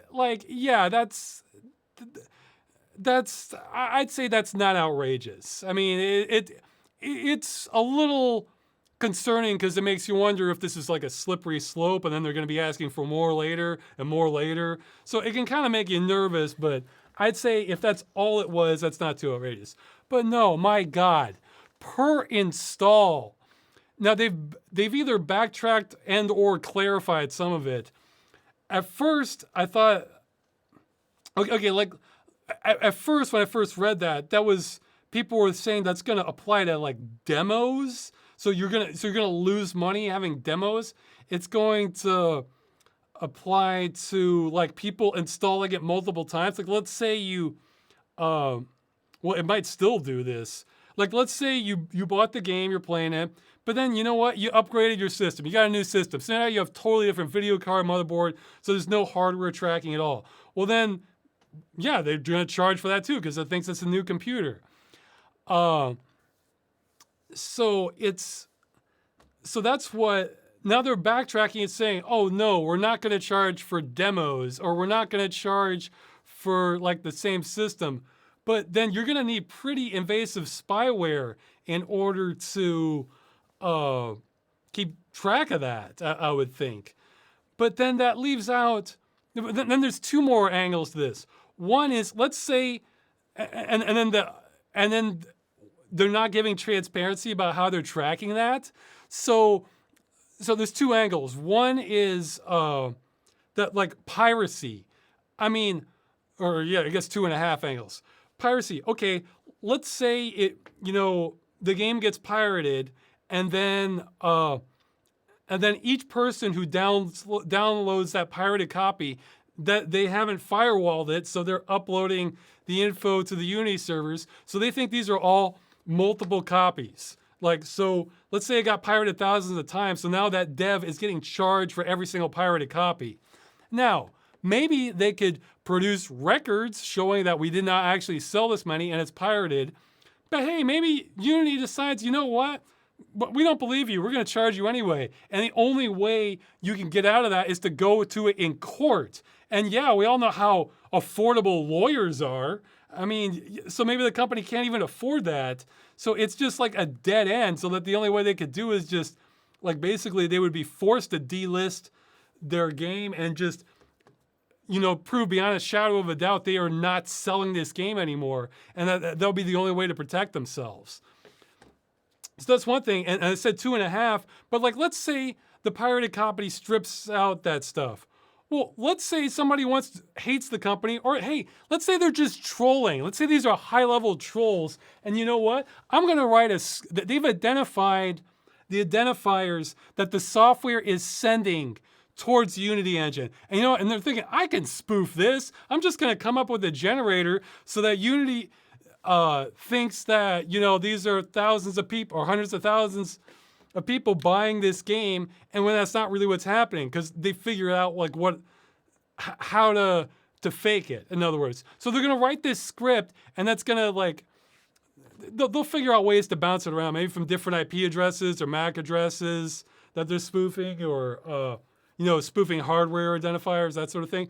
So the company thinks it's all these unique identifiers, and it's just somebody trolling it, or they hate the company and want to make them go bankrupt, and now they have a way to do that. Because, if, all of a sudden, let's say your indie game, you've sold like a few thousand copies, and now you're on the hook of the bill for 500,000. And then the only way you can prove that's not you is to go through courts, and you can't afford a lawyer. So, I mean, you're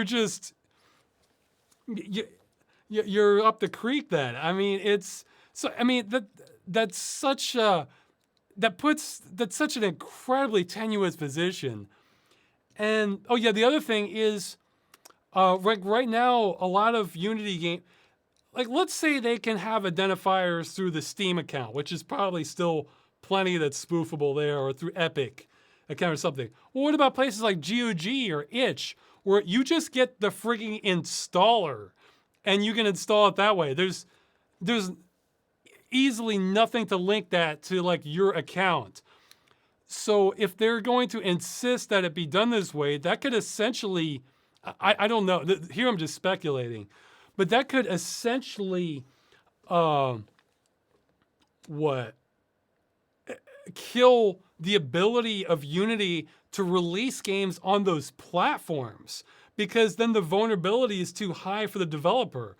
Or else, because, yeah, if you bought the game on Itch or GOG, or I'm not sure about IndieGala, but like any platform that sells the game DRM free, where there's nothing tying it to your account, there's no identifier.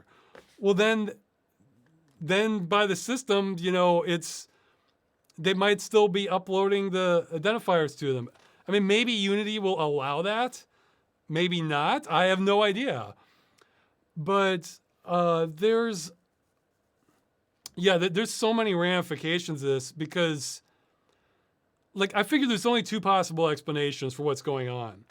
One is that they've just lost their friggin' minds, and like the greed has just blinded them to the point where they've lost all perspective, and they're just going for it and not realizing or caring what they're doing. And maybe they're just delusional with how they think this works. Not to speak ill of the dead, but like, how the news cycles made how that CEO of that submarine company went and had like all the, when just disregarded all these safety mechanisms, the safety measures, and then basically they imploded and they died. Well, he was in the sub when that happened. So that shows that, he drank the Kool-Aid. So that, because I used to think that like like a lot of wealthy people and CEOs saying like insane stuff that like anybody can see through, they were doing this as part of a game, as like sort of a plausible deniability to allow them to continue some awful practice. And they know what they're saying is BS, but they're just kind of doing this as just going through the motions to get away with it enough in the public eye. Well, no, that guy proved, no, he believed what he was saying. So he was delusional. So, I mean, they were taking it to like depths that way beyond what the sub was even rated for. And that was like the most extreme of the problems, I thought. So it's like, what you're not going to BS physics. It's it's extremely consistent. So, except when we get to like weird subatomic stuff, it's or origin of the universe stuff, Newtonian physics works, may not explain everything, but it's used for a whole hell of a lot of stuff because it's very consistent. So anyway, getting back to the point, that guy showed to me that no, he really believes what he's saying. So now I never know when like a wealthy or powerful person says something that I think is flat out delusional, that if they're just BSing me because it gives them cover for some practice that they're doing that they know they're lying, they're just getting away with it. Or if no, they really believe what they're saying and they're dangerously delusional. So that's one explanation, is that they're just completely blinded by greed. They don't care. They have a vision. They think this is going to work. They don't care about the consequences, because the fact that it's by install and them not seeing the consequences of that suggests just like gross incompetence or being delusional. If that's the angle they're going, like they believe this is a viable business plan. See, everybody's saying the CEO, time will tell pretty soon, I think. If it's just a rogue CEO doing this, the CEO answers to the investors. I mean, for a publicly traded company. So the investors, either, was it John Riccitiello? I don't know how to pronounce his name. He either is going rogue and the investors are just slow to get the message as to what he's doing and looking at the stock price fall and they're saying, John, what's going on here? Like they may not be up to speed with what's happening, or they're fully on board. They have to be on board with this. So yeah, this might have been his idea I have no idea, but they have to be cool with what the CEO is doing, or else the CEO is not going to last long. So, you shouldn't put this all on the CEO. I mean, yeah, he's not everything I know about this person is like, he's not a good person, but the thing is, it's not just him. It's easy to just blame him. Look, if the investors aren't on board, then he'll be out soon. But so yeah, that's the first angle, is they're just clueless. Like I think that's what's happened with Metaverse, by Facebook. Like I think they just had, like I could have told you that this is a bad idea, but if you're going to do it, you should do so many things differently. Because we have evidence of things extremely similar to this, that it didn't work for really like objective reasons. But the other thing is, the other angle is they know they're doing this and they have some cash out plan. So it could be similar to where, it could be like their business model is that okay, the revenue's been declining in Unity. Unreal is performing small miracles with their engine. Maybe it looks like may not be able to keep up. So, we're just not seeing the sort of growth we want to. So let's like flare it up so we can cash out. Kind of like a corporate raider mentality, where they'll buy enough shares of a company to control decisions. And what they'll do is they'll like load it up with debt and loans to get the stock price real high. Then they sell it off and they leave, essentially. And they leave the company holding the bag and it's just in utter ruins, but they got rich, or richer, I guess. So it could be there's some sort of dynamic with that for Unity, and they're all on board with that. And I think there's evidence to support that, because I read that the CEO has been selling shares gradually for like a year. And I think other investors have also. So that suggests that they were planning to do this. And here's where I have no idea. Is it like if he sold all his shares like the week or a few days before they announced this decision, I think that would be pretty clearly considered insider trading. But if you do it gradually over a year before this big decision that's going to be unpopular, is it still insider trading then? I have no idea. Maybe they figured it out that like, no, if we do it like this, it's not gonna. We're in the safe zone or something. Now, I mean, I don't know what the getting rich angle of this would be exactly. However, what I have to figure is, yeah, a lot of smaller people are just going to jump ship or delist or shut down. But there's going to be bigger companies that are much more on the hook. And they might even sue them or whatever. Well, it doesn't matter as long as the company takes the fall and not the individual investors. So, like I've heard Nintendo has Unity Engine games. Blizzard, I think, for Hearthstone, that's a big title. They're on the Unity engine. So they can't just like snap their fingers and switch to a different engine. So they're on the hook. So they're going to be paying all these fees. That'll help flare up the growth that the investors are probably hoping for. Basically for all the Unity hostages, essentially, until they can gradually get away from it, or they decide it's like worth the cost of it. And they might have lawsuits against them, but lawsuits take forever to go through. And during that time, the investors can kind of, scoop up that flare up of the stock because it's going up, or that sort of thing, before the company is completely and if I could say the word, irrevocably, God, irrevocably trashed to the point where there's like no recovery. But the investors don't care because they got their money and left, and now everything's in ruins. And it doesn't matter because it's just a vessel for them for money. So yeah, aren't investors just the best people? Like isn't it?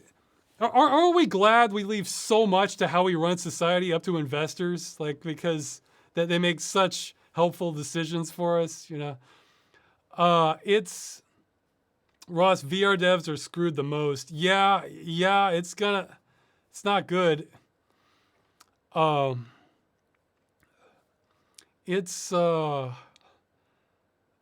think that's what's going on. It's one of those two things. Either they've drank the Kool-Aid and they think this is a viable business model and just need to stick to their guns and it's going to work, or else they know full well what they're doing and this is just a cash out strategy. And the fact that this is going to ruin games for so many developers, trash the company's reputation forever, just cause complete upheaval, that's completely irrelevant to them. They don't care. It's like they're just there for money. The end, Actually, there was a good, let's see if I can find it quickly enough. There was a good quote by Penny Arcade. They'll probably have good new ones, where I think this was a comic they made back in,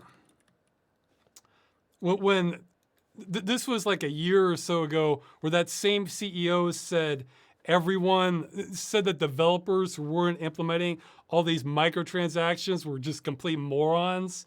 And it's just like, yeah, it showed he had like a complete blindness or like inability to care about like why people are interested in the games in the first place. It's just purely a vessel for money. Well, here's the comic. The comic itself was so-so, but he had a great write-up underneath it. Here, I'm putting a link in the chat. And I'll read what they're saying here. They're saying, we have had enough experience with a very specific type of person to know when we are seeing that type of person again. I'm skipping a bit. Like, let's see. Tell me if you've heard this one. Seen it materialize in front of you. It's possible to work alongside people who see themselves as the reason things succeed, as opposed to being part of a social mechanism that results in success. They believe this because their part of the task is to attach value to the work of others, and it's literally the only part of the process they can conceive of. Imagine that they have a truncated selection of rods or cones or whatever, then they only see certain colors. Because they do not understand, cannot understand, and also refuse to understand it, because to do so would reorder their conception of the universe. There is a point in this process where you see what they really think of you as less than nothing, like the mere handle of a tool which the functional part has fallen off of. Artists, even engineers, the talent, in quotes, are like wicked imps or demons that they must constantly be circumscribed. No, imps or demons that must constantly be circumscribed. Their contribution is zero. Man, that I felt like that's some really good writing for for describing the mentality I think that goes on at the top level for like so many businesses. I think I might have mentioned this before.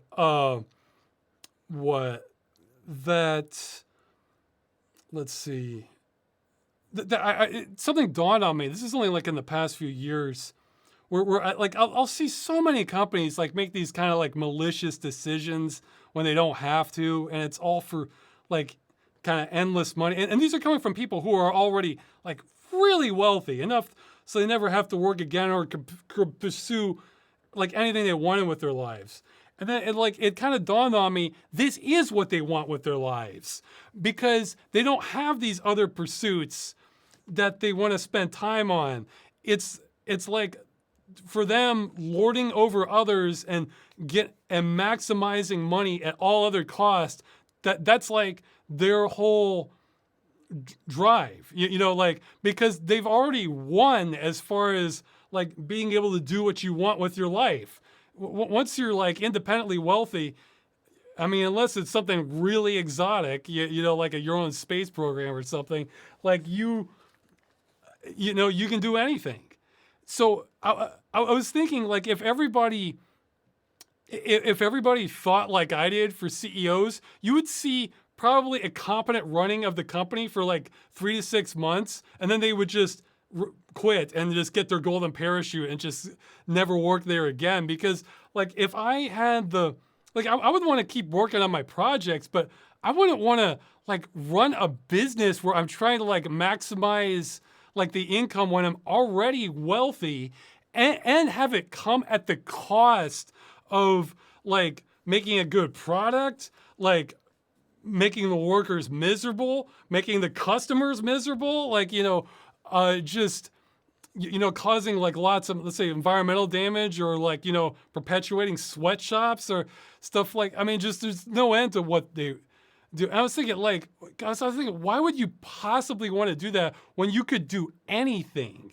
And I feel like, well, you need a certain personality where you kind of get off on this sort of thing psychologically. I actually think that's part of the reason there's, not all of it, but part of the reason there's been so much pushback against working from home. Because if you're just there to like keep the company running and like earn money, well, you can absolutely have work from home for all kinds of different jobs. I mean, you might lose efficiency in some areas, but then you can make that up.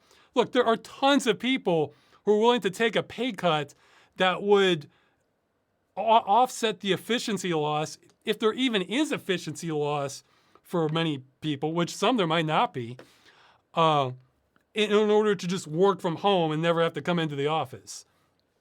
And so as long as like you're still meeting the target that you're trying to hit, then yeah, what's the problem? Well, the problem is for a lot of people, you're taking away their reason to work psychologically. They want to see the people going into work and toiling underneath them. So that's like almost like an existential threat to have work from home for some companies and some people, not all of them, but it's and I think that's what drives them, because it's like, why the hell would I work at like a boring job that like has all this tedious stuff that's, when I could be doing like more fun and interesting things.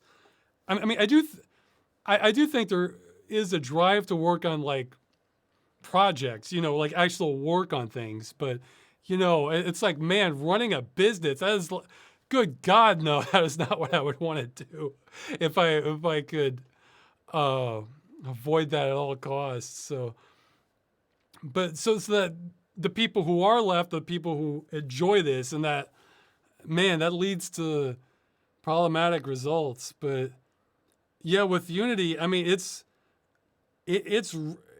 gonna, best I can tell, it is going. Everybody is going to be migrating from it the best they're able to, and it's probably killed a lot of projects. But uh, yeah, it's going to lead to more delistings. So I mean, let's see. Okay, I'm looking at the. Oh, okay. This is a decent. Okay, I'll comment on this in a minute. That sounds like an interesting thing they brought up. Yeah, I'm trying to remember if there was any other thoughts I had on it, but I'm thankfully this one is getting attention. And going back to my earlier point, this one is what? This one is affecting big money players. Like, I would be amazed if they don't get sued. However, I saw some people. Okay, here's the cynical side of me. I saw some threads where they were talking about like, oh, this part of the terms of service says you might be able to do this. That might be a violation and everything. Look, not from what I read. From what I read, the terms of service said they can change at any time without warning. That's your checkmate clause if you're just going by what's in the terms of service. That's like what I said. I forget if I said that in the video or not, but for the games of the service video, I think it was in one of the interviews I had afterwards. If you're relying on the terms of service to save you, you've already lost. Those things are written for the company to cover their base, to cover themselves from pretty much any angle. And they just only have like small little sprinklings of things for the end user. You know, it's not, you're not going to protect you. No, what might happen is what they're doing could actually violate some laws. And because this is affecting such big players, that they can actually afford to bring them into court and afford to back lawyers that aren't going to back down, then you might actually see them take a hit on it financially. But say this was only affecting small people, or the small that just didn't have the money for like a representation, and like the court and the big companies were like okay with these terms because it didn't affect them, so the courts aren't going to be that interested in it. You might not see any like sort of justice on this. But I mean, I don't know. Either they're putting their foot in their mouth, and just don't even realize it. Because that's just to push back, because I know there's going to be like at least one person listening to what I have to say and they think I'm an idiot because I'm missing something. I mean, which is always possible, but I think the thing that they could, I'm imagining what people might be thinking. Because in many businesses, they do get successful because they have to take risks. Like when I mentioned metaverse earlier, you can release new products or new services or new management styles where they truly are unknown. And it's hard to say whether they're going to catch on like wildfire or whether they're just going to flop. And I think what the knee-jerk response from people I've heard arguing against these sorts of points is that, you know, that you just don't get it. You're not a visionary because you can't see the potential for this to become popular. And my attitude on that is, no, for some things, I have no idea whether it's going to take off or not. Or, yeah, I could see this succeeding or I could see it flopping. When I mentioned metaverse, that was one where I already knew how popular VR was and have a sense as to what it would take to kind of catch on more or not, and what the limitations of that are. And I already have a sense of like what those kind of chat communities are like, or the, you know, like Second Life or VR chat or stuff like that. And those tend to be kind of niche interest.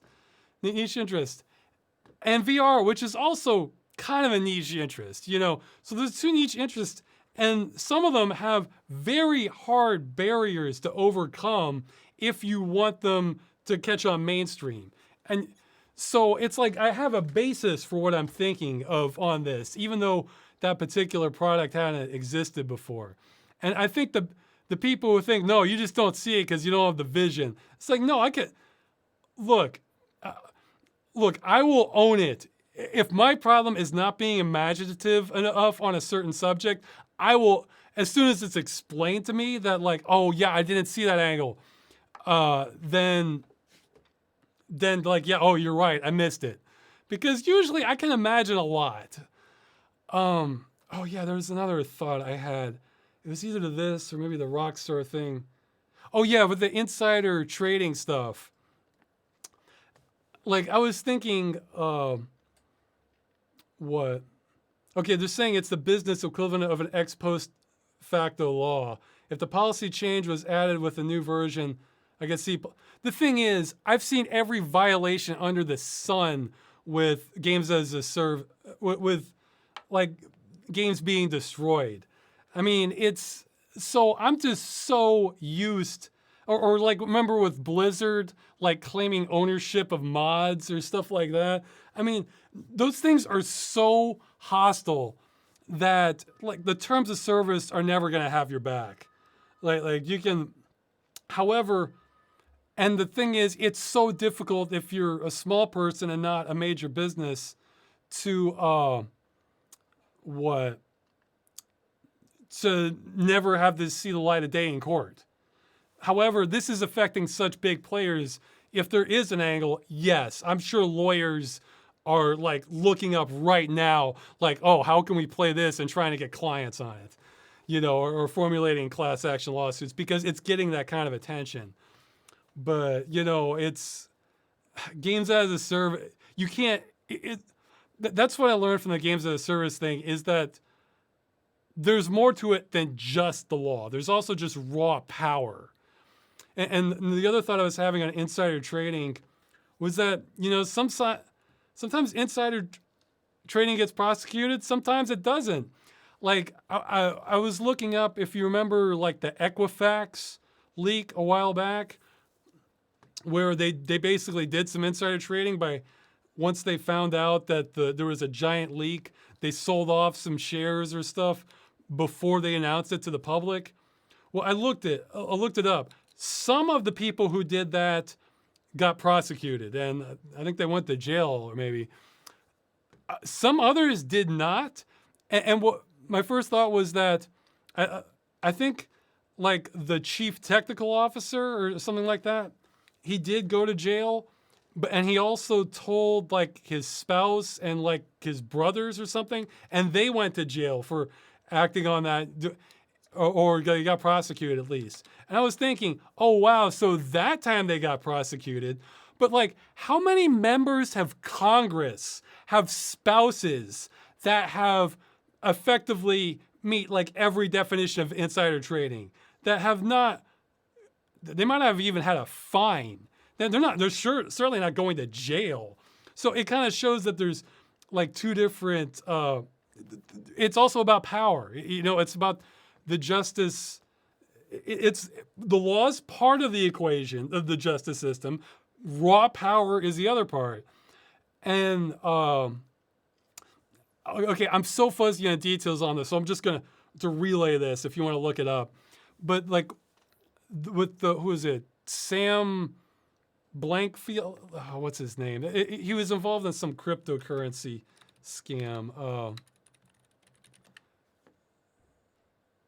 What's I forgot his name. Okay, the chat will correct me, I'm sure. Sam Bankman-Fried or something like that. He was involved in some cryptocurrency, like a major one, and it sounded like they had him dead to rights, but a whole bunch of the most damning charges got dropped.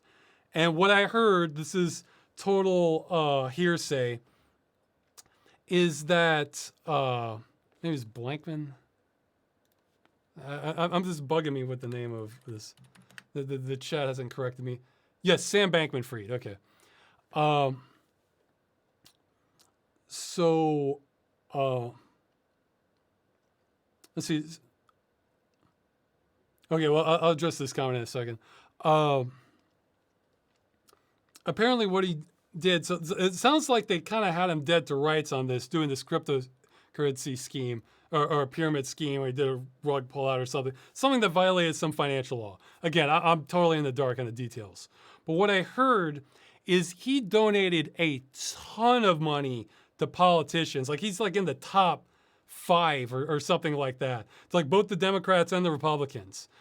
And what happened was it got entangled where if he were to get prosecuted on like some of the worst financial crimes, the stuff that he would do like the most jail time for, if he was found guilty, then that money would have to be given back by all these campaigns, for the politicians. So like we're talking like millions and millions of dollars.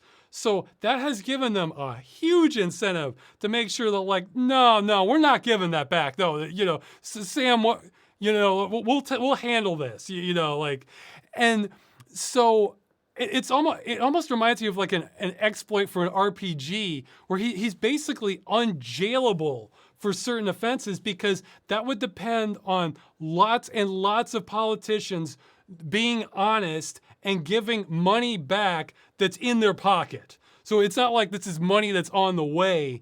No, and this is like widespread. So I was thinking, wow, that's kind of like an evil genius to it, where he basically found a way to make himself unjailable. Not for everything. Like, I mean, if he went on like on a shooting spree there or something, but like it's like intertwined with the politicians. Somebody's saying how Obama never prosecuted the banks for the 2008 crash. Well, Obama and Bush, I mean, most of the aftermath was under Obama, but let's not leave people out here, So, it's the same sort of thing. But I was thinking, like, wow, that's interesting because it's like if I fall, we all fall, or you take a punch at least. Because they don't want to give that money back. So now I'll address the comment somebody was saying, nothing the CEO at Unity did is insider trading. People say that because they're mad at him and out of ignorance. It's not insider trading just because he's an asshole. Well, again, I don't know. Like, with my very limited knowledge on this, let's see, how many shares has he sold? I want to say it was like 50,000. Or something. Okay, well, he's been selling shares slowly over the course of the year. Let's say instead of over the course of the year, he sold them all the day before they made that announcement. That sounds like insider trading to me, because then you have, however, it's spread out, so it might not be at all. You could be right, but I can understand why there's confusion on it for people who don't. Like obviously, if you're versed in insider trading or financial law, it's obvious to you. But for those of us who don't like spending our time on that, it's not so obvious to us because it was kind of spread out. So it's like, I don't know, That's not true. They dropped the campaign finance charges in order to comply with the obligations of their extradition treaty. I'd have to get we'd have to get the details. Okay, even if he sold them all the day before, it wouldn't be insider trading. That could be true then.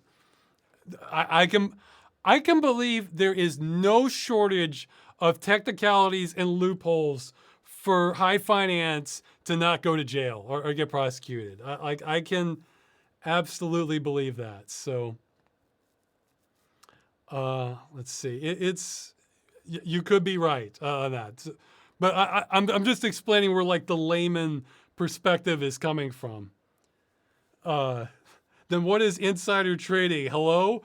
Well, if that's true, then insider trading is something we used to prosecute people on, and we still prosecute people who don't have high-powered lawyers to cover their back on every single thing they do.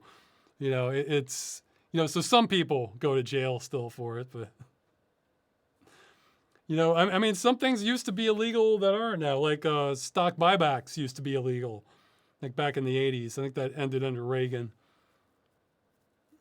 So, yeah.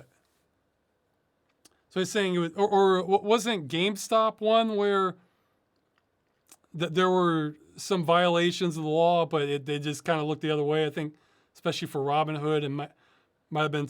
Again, I'm so fuzzy on the details on that. That when I do have free time, looking up details of financial law is not what I spend my time on. Like even striking out on games that I was hoping would be better than they were is a better use of time on that. So.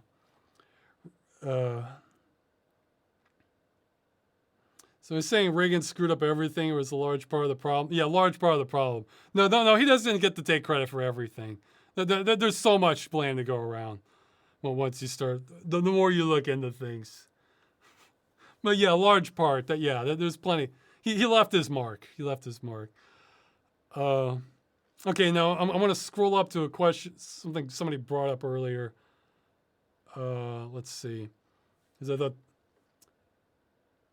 Okay, District Court Judge Richard Jones agrees with Bungie's claim that defendant Luca Leone's use of cheat software constitute copyright infringement of Destiny 2, specifically the cheat code's graphical overlay, and use of injection code creates an unauthorized derivative work that violates federal copyright law.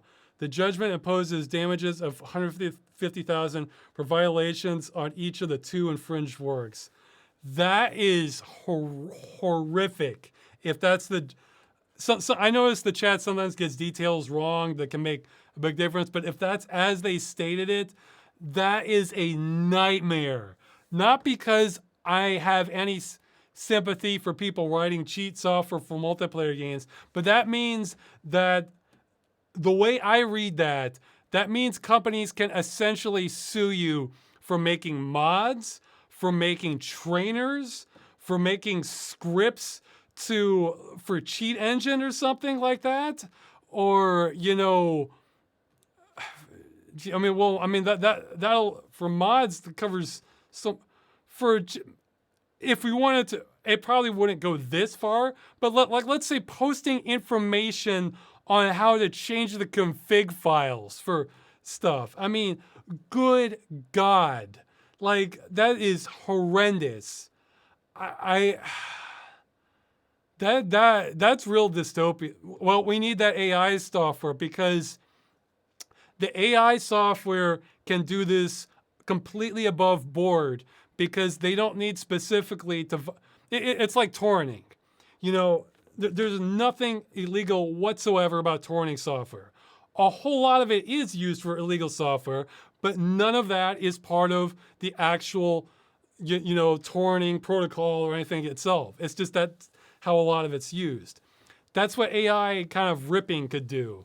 Where you rip the game, so you're preserving it privately and maybe underground, but you can't like post that big and publicly without incurring some risk. But if it's kind of underground, it's just going to be people who want to play the games anyway, who want to play it after the company's destroyed it.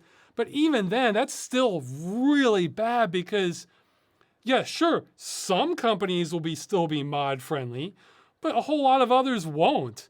I mean, that's okay. Yeah, somebody posted an article there in the chat. I'll make a note of that for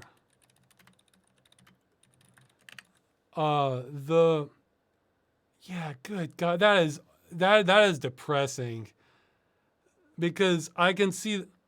I mean, maybe we'll get lucky and it's just like a couple companies will do this, and then trainers and cheat engine codes and stuff like that will kind of fly under the radar, and it'll mostly go on the way it has before.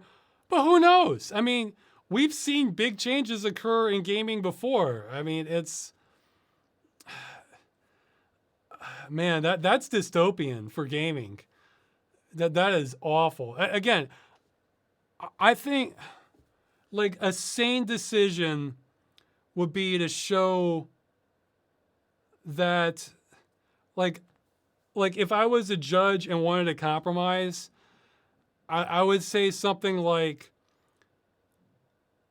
this applies if they can prove beyond a reasonable doubt that there was malice intended for the company, and there is a clear connection between profiting off like this code. I mean, I don't know. I'd have to really think about it because, again, I'm not trying to defend people selling cheats that basically make the experience worse for everybody else and kind of undermine the experience. However, the way they did it, I don't see how what that sounds like is they opened up the door for prosecuting mods they don't like because it competes with what we're doing.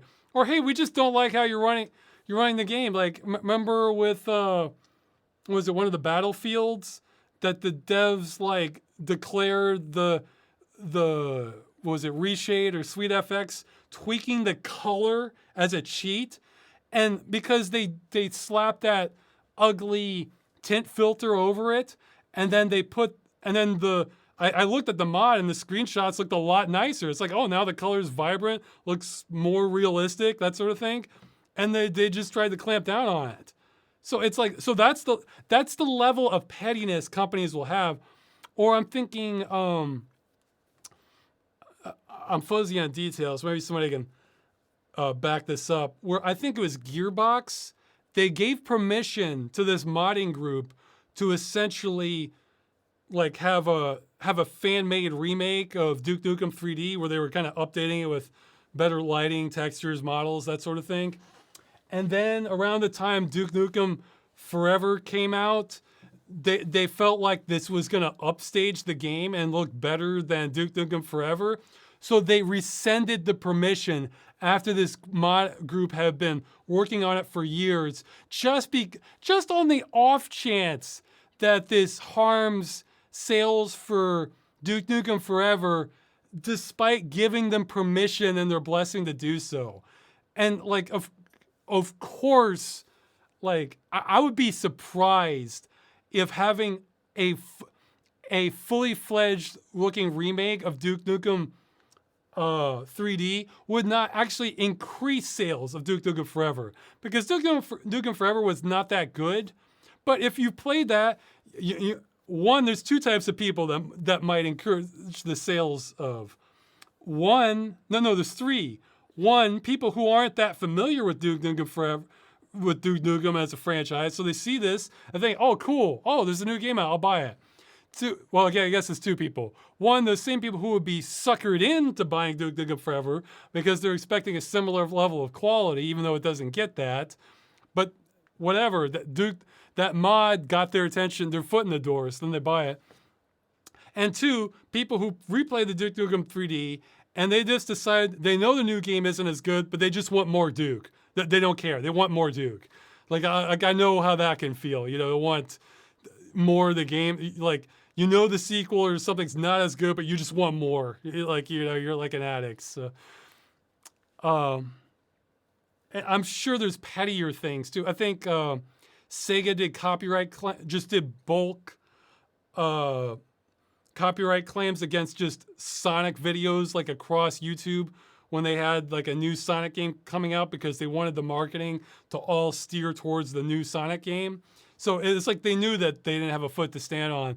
It's just that they were just doing these claims to just try to boost the marketing. So that's the level of pettiness that companies will go through. That is incredibly, that is really discouraging that this court did this, because now it creates, and now it opens the door for them to just go after modders, essentially, or people running cheats on single player games.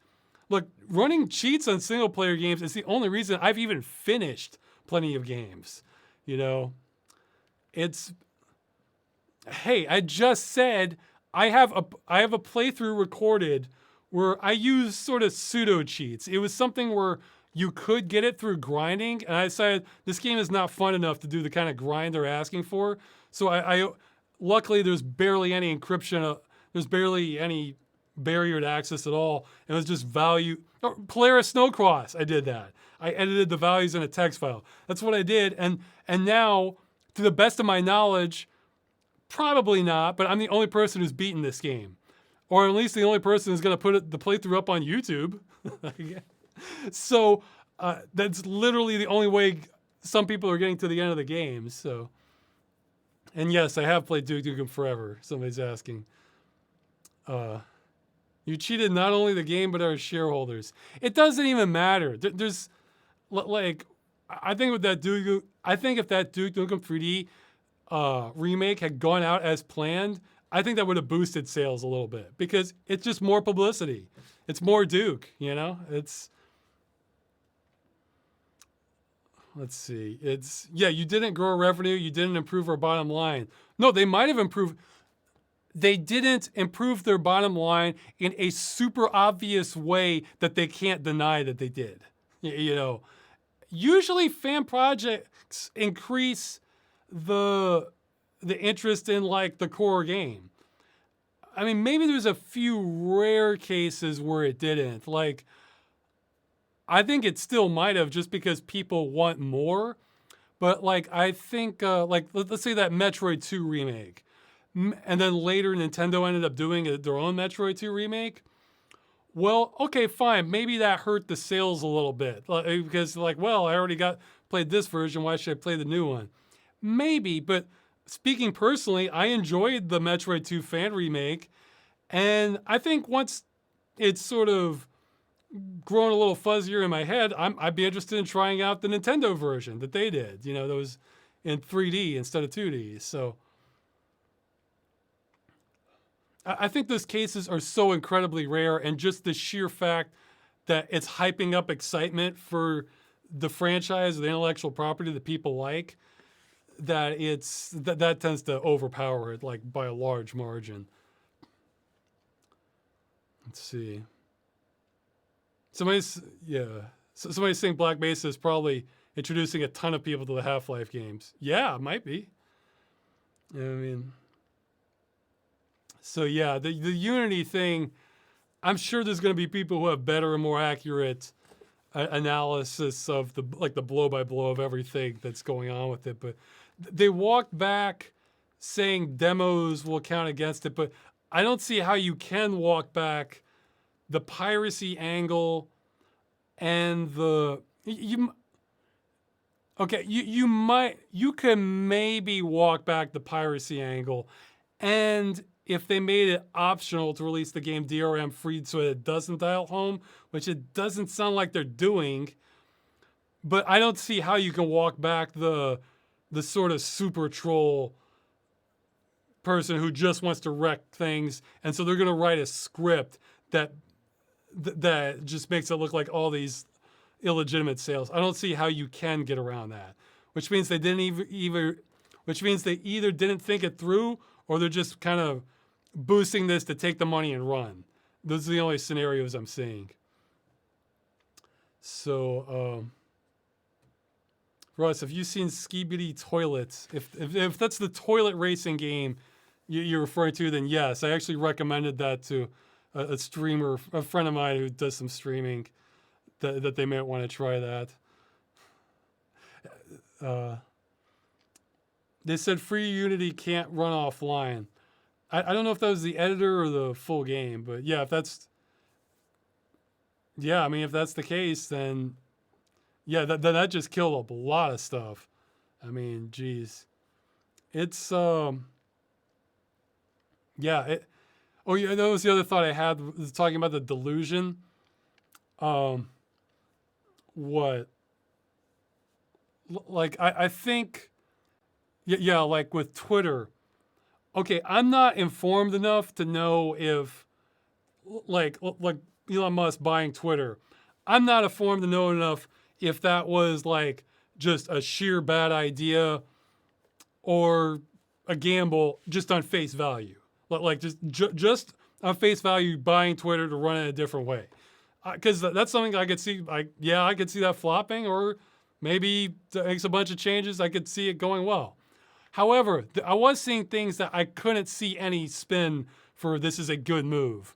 One was they were violating like laws, I think in Germany, regarding like the moderation of it, to the point where this is going to be like a big fine. So not having a legal department kind of check that first. I can't see that. I can't see that as being a good move under pretty much any scenario. Because it's like, yeah, have your lawyers make sure what you're doing is legal, especially when you're an enormous company. The only time when it would possibly make sense to not do that, whereas if you're a real small company and something is incredibly time sensitive and it's going to make or break you whether you get out on time, and you're willing to incur that risk that it might not be completely legal because the payoff could far outweigh it. Even then, you still shouldn't do that, but we're in the system where I understand the logic of that. That's a logical thing to do, even if it's not always ethical, you know. Also, he was doing things like, this is like less.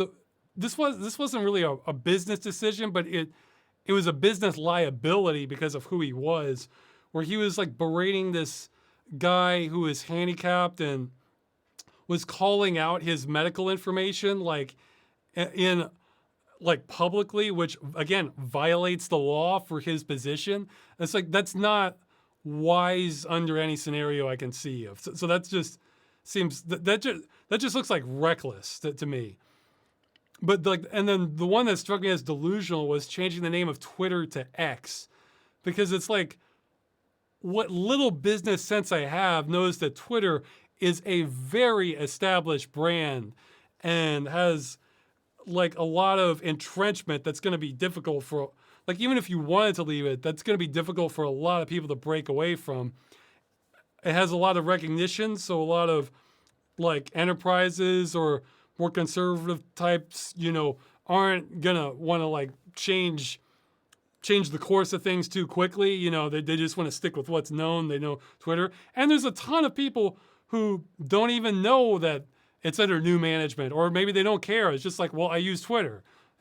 So changing the name just on a whim. I mean, I think I say on a whim. He's been wanting to do this a while, but without the business case for that doesn't make sense to me at all. That strikes me as delusional. So that's one where I feel like he's walking the walk on that, because Musk has said lots of things I think are delusional, but it could be the sort of thing where he enjoys attention, or maybe he was just kind of speaking off the cuff, or enjoys trolling or something like that. So I could see that, you know, maybe you shouldn't take this as face value, but no, you're walking the walk with changing the name of Twitter to X, you know, so that means that like you believe this 100%. So yeah, I mean, it's, let's see, there's probably other things. There's lots of like small things about Twitter where I've kind of heard pieces of the drama around it. So it's fascinating. And then just to throw a bone to like some past discussions on this, some people were saying like I had this all wrong about it. Aspects of two different narratives can simultaneously be true, even if they're not all true. Because there was a lot of shady stuff going on at Twitter also that could have been the motivation for Musk buying it.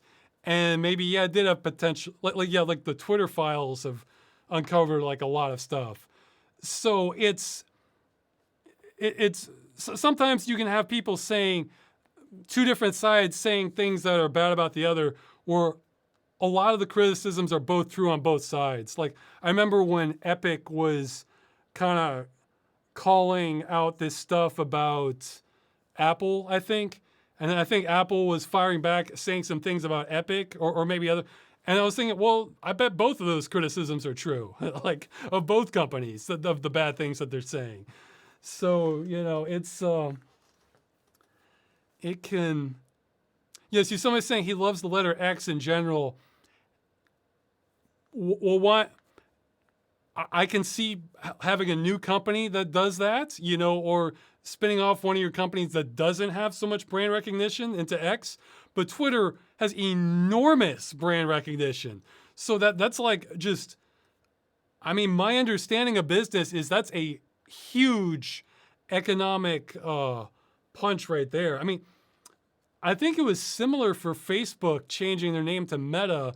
However, my understanding is I think I heard that allowed them to skirt some legal implications, or it was the brand was really starting to get tarnished at the time. So this is a way of like, kind of like pseudo disguising it. I'm not sure, but yeah, I don't know. It's, that made me think of that, because now I never know. Yeah, there's one of the internet phrases that I've really taken a heart to is Poe's Law. That's when you don't know if somebody is just saying something as parody or if they actually believe it. And you can't tell because things can be nuts on the internet. So that's how I feel about a lot of powerful people now. That so the sub guy proved he believed it. That submarine company, I forget the name. It's like Ocean or something, because he went down with the ship. You don't do that if you're faking it, Was it Zuckerberg believed with but he believed in metaverse. So he was not, that was not just some like kind of head fake, to try to raise investment. They lost so much money on that. It still baffles me how they lost that much money on that.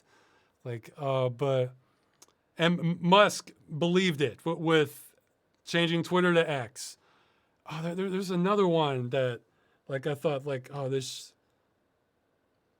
oh man.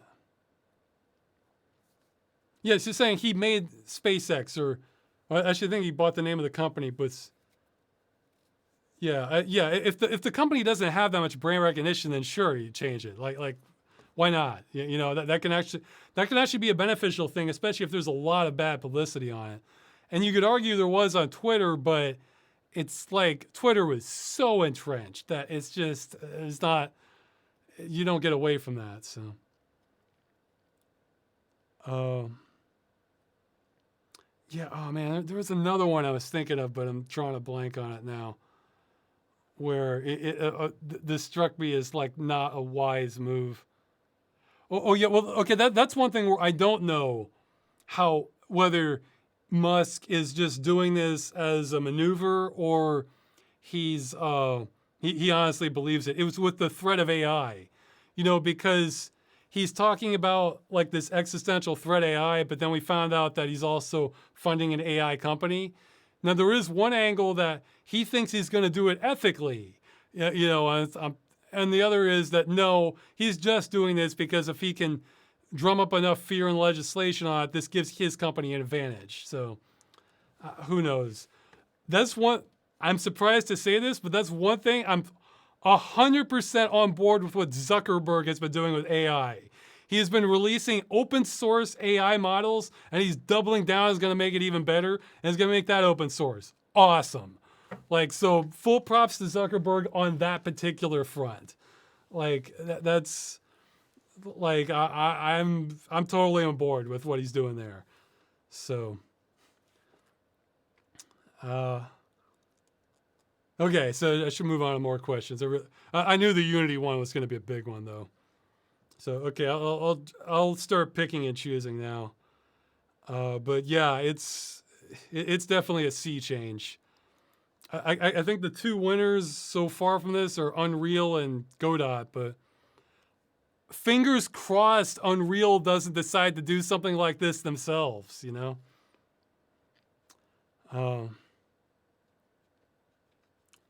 Let's see.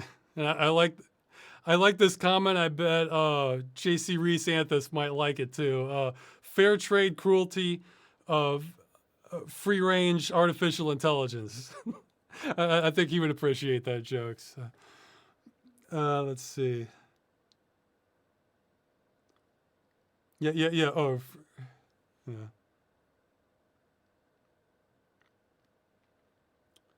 Okay. Oh, here's the overwork question. I guess I'll answer that since I didn't see it earlier. Looking, it seems like you're constantly overworked for the YouTube channel, perhaps not making an insane amount of money brought you to the work. Yes, that's definitely true. Have you ever considered taking a part-time normal job and in conjunction or perhaps moving on from YouTube altogether, maybe even the creative field. No, that would be worse because then I would have even less time for the YouTube stuff. And what like I'm going to support myself on part-time. I mean, it's, no, the figuring out what I'm doing with Game Dungeon is giving me some hope. And the other thing is finishing this one damn side video that turned into a time sink will also gives me some hope. And I've cleared a major hurdle on that one. And then eventually I'm going to finish the movie, and that's going to clear up a lot of time in itself too. So eventually I do these things, they're done. I don't have to go back to them, and that clears up a lot of time, and then I can kind of keep a more sane pace. So that's the hope I'm keeping on all this stuff. And actually, there's some more cause for hope. I think he was in the chat. Master Cookie, also Grim Cookie, has been helping me with volume balancing. That helps time and morale to a big degree. I mean, with Freeman, I'm getting some sound effects help. And also with AI, maybe that'll make some steps easier in the future. Speaking of which, Master Cookie, if you find some AI assisted tools and it makes the AI better, I might still pay you the same rate for doing the volume balancing, just because I hate doing volume balancing. As long as it sounds about as good, I don't care how you're doing it. So, maybe you'll get lucky and be able to automate your job. So, and I won't care just because I hate doing volume balancing. So. Saying, I guess Ross isn't a fan of remastering his work. No, but I'm fine with like releasing stuff to let somebody else do it. So, let's see. Like I have the isolated voice tracks for almost all the videos. So if I ever have a need for that, then they're there. Okay, so I am familiar with the Neverhood, though I haven't played through it. That's one that has gotten a lot of Game Dungeon requests, so I'll probably have to go through it at some point. Also, that kind of jazz, I think it's like a jazz soundtrack. It's not quite my thing. I don't hate it, but it's not. I like some jazz more than others. Like the jazz I like, it's like certain kinds of smooth jazz that have like this really kind of atmospheric feel to it. That like I can almost imagine like it's almost like a little otherworldly and like a night vibe. And the other kind of jazz I like is big band music, where it's like, really energetic. Like I think if I had been alive before rock and roll, I probably would have been a bigger fan of big band music. So those can have a unique energy to it.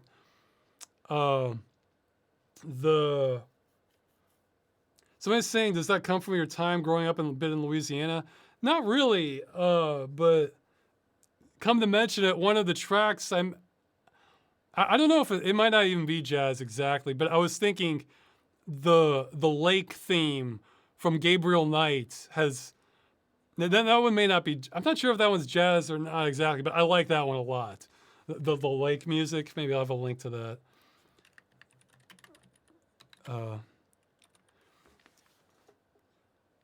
The Dixieland drugstore too. That one, that one's so good. Again, I'm not 100% sure if that counts as jazz or not, but I love that one.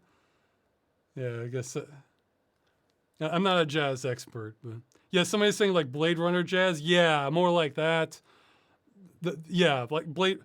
It can be a little more melodic than that, but yeah, but Blade Runner jazz, that gets closer to the sort of stuff I can like. It can create a real mood sometimes. So. Let's see. Yeah, if it's just kind of chaotic jazz, I don't hate it, but it's not quite my thing. So.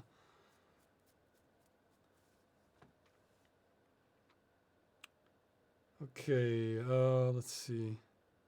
How do you feel about mixed full motion video games like Jedi Knight, Dark Forces 2, where there's a real good game and beautiful green screen with actors in front of them for the story?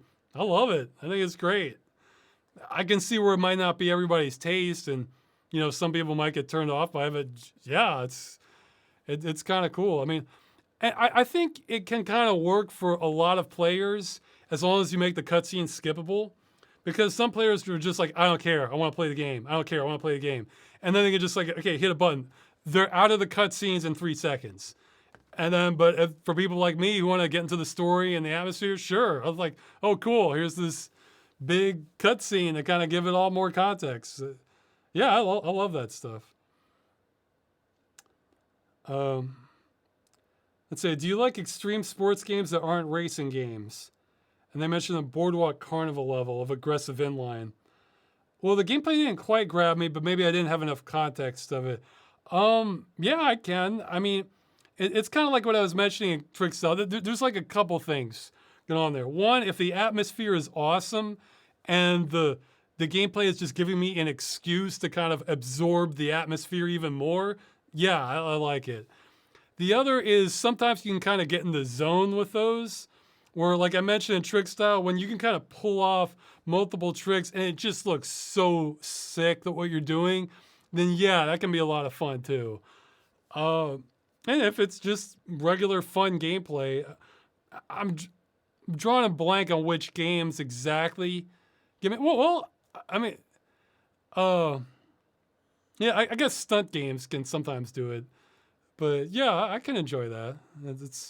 It just depends, I might be a little pickier on that sort of thing because that's not like a go-to genre for me, but they can definitely win me over.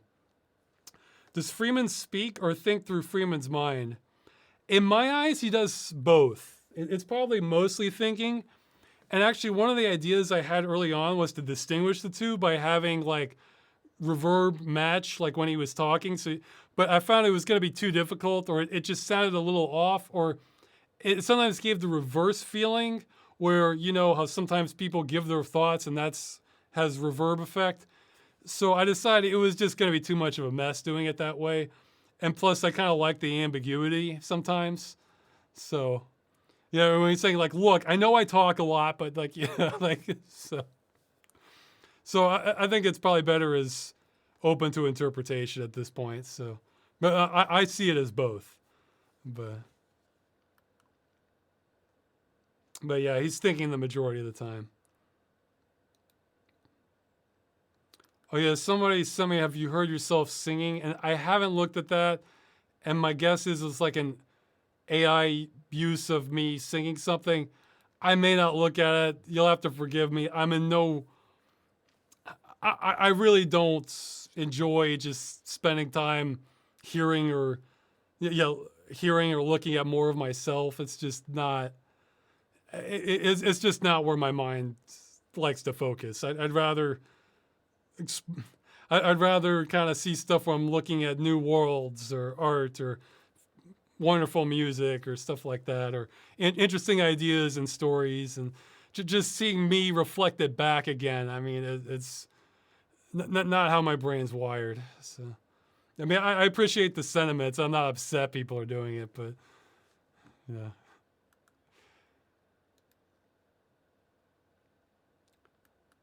Okay, somebody's asking something about Mage Knight Apocalypse with the intro. That's going to get the full treatment in the follow-up episode. I'll mention that. Somebody's saying the thoughts on how the Xbox 360 game Too Human was handled. It sounded like it was a real mess in court, and then later it got released and then delisted, but then it might not have been on a platform to be preserved. So it sounds like a giant mess. And the general theme, I would say, is it shows how, like, the more entrenched in copyright something is, the worse it is for preservation. And it's just a terrible system by those standards. But yeah, okay. I gotta skip some more questions because I've been going on too long. Okay, I'll read this one quick because this is a good one. They're brainstorming a sort of outrun game involving the universe they've been assembling for almost 25 years. Sure, hopefully not on the Unity engine. And what are some crazy sci-fi locations you love to see on top of the cross-country grandeur scenery? And he's mentioning a ring world built outside the event horizon of a black hole, inner shell transit tunnel of a Matryoshka shell world. I don't know the term. Is that like a hollow world, like kind of inverted one or something? Maybe I'm wrong. Some weird mangrove world with cyan vegetation, red rock mountains, and super technological advanced looking temples. They'll turn into a Hindu-inspired rainbow raven night. Sounds great. Sounds like you don't really need my help. Like some semi-futuristic Spanish Italian old town. An active war zone where you weave in between tanks, IFVs, and helicopter carrying flatbeds doing a Mad Max chase against some other country's hover convoys. Yeah, that could be kind of hilarious where you're just driving and like cruising through a war zone, you know, like you're still in a convertible, sunglasses, music blasting, you know. You're just a war tourist. Thundering, smoke-addicted industrial gigacomplex where the soot and smoke come back down as black snow with flare stacks everywhere. Undersea mining colony. An industrial volcano base. Yeah, it sounds like you have plenty of good ideas already. Okay, somebody say Matryoshka, which I'm mispronouncing, I'm sure. Matryoshka is that rust-and-nested doll, they think. Okay, so that would be like, oh my God, how did I forget the name? Torrance Passage. Yeah, Torrance Passage is like that. It's like a world within a world within a world. Yeah, kind of nested underneath it. Or maybe it's just interdimensional thing, which I think there's a new game coming out or maybe it's out that does that, where you just kind of keep going through interdimension. Oh, your ideas sound awesome. I'd have to stop and think about better ones. It's the sort of thing where if you locked me in a room with just a pen and paper and said come up with some, I could probably come up with a few hundred, but just off the cuff, I'm thinking maybe like Mushroom Forest is a classic one, or I'm trying to think of like some other sci-fi ones that would be really cool to have. But it's, you know, it sounds great, you know, what you have going so far. So I'm not complaining. I guess you could have one where you start off on the surface and you keep going deeper. You know, you go underground civilization, then you're going into like mantle and core, that sort of thing. Yeah, you could always have the half and half where you start off on one setting and then you take a portal through another one. Like Quake Wars did something like that, where you start off in the desert, then you take a portal to the Antarctica by the end of it. Let's see, what are some sci-fi ones? Well, you could have like you have an underwater mining colony. Hey, you could have another one that's like on the surface, so it's like an ocean world, but you have like all sorts of like floating cities or technological development boats and that sort of thing, flyers. No, you can always have a light bridge. Those are common ones. So yeah, we had like in what was it? Kyrandia 2. You know, we had the Rainbow Bridge going on there. Let's see. Oh, okay. Somebody's putting an important link in the chat. A Unity to Godot. Is it Godot or Godot? I don't know. Godot converter. So yeah, that's. I'm sure that's here. I'll copy that one to put in the description. I'm sure a few people can use that one. Let's see. Yeah, it sounds like he's leaning into like a sci-fi outrun. So, well, I guess you could have, going with your war theme, you could have like a slow alien invasion. So maybe it starts off and it's like a nice horizon, and then it could be like Space Invaders, where you gradually start seeing more and more aliens in the sky coming down. You know, where they're just kind of coming in slowly. So the start of the level, there's nothing there, but by the end of it, they're yeah, that would be a nice touch, and you have like a few kind of coming in around you. There's limitless options. Again, you locked me in a room, I could come up with a couple hundred things for you, but it sounds like you have no problem with what you're mentioning on your own. So, yeah, well, and like the sort of like stereotypical utopia, you know, with like lots of greenery and futuristic architecture, that sort of thing. So, you get kind of half and half, you know. Uh, do you watch documentaries? If so, what are your top most like and dislike? Well, yeah, occasionally. It's usually like sometimes I watch ones where like a lot of people are mentioning it that it sounds interesting to me. Usually more so it's like on theme. Like I've seen several on energy and like oil. Um, sometimes like resource use, that sort of thing. Uh, Probably the most enjoyable one I've seen, unless I've forgotten some, which is possible, might be Super Size Me, where they were seeing if, or the guy was seeing, this is before McDonald's had salads and wraps and stuff, where what eating nothing but McDonald's for 1 month does to your health. And there were lots of funny moments in that one. I enjoyed it. Yeah. Sorry, I'll get the live questions soonish. Yeah, I've been going 3 hours. I better start wrapping it, winding it down. Uh, yeah, a lot of the ones I've seen tend to be kind of depressing actually because they show how real things are. You know, I mean, I don't know, but I mean, sometimes how things work can be interesting because I don't know. I find, I mean, this is sort of nerdy, but I kind of find like how infrastructure just in itself and everything together works is kind of interesting because it's like so complex, and it's like once you start looking at all the small aspects of it, it becomes kind of fascinating in a way. It's a similar feeling like in science fiction stuff when you see like these utterly gigantic mega cities and try to imagine how it all interconnects and work. So I enjoy stuff like that. But yeah, most of the documentaries I've seen are downers, to be honest. So that means they're probably doing a good job. But yeah, Super Size Me is probably the most fun one. Yeah, what was it? Yeah, Planet of the Humans was a more recent one I saw. But yeah, that one's also a downer, you know.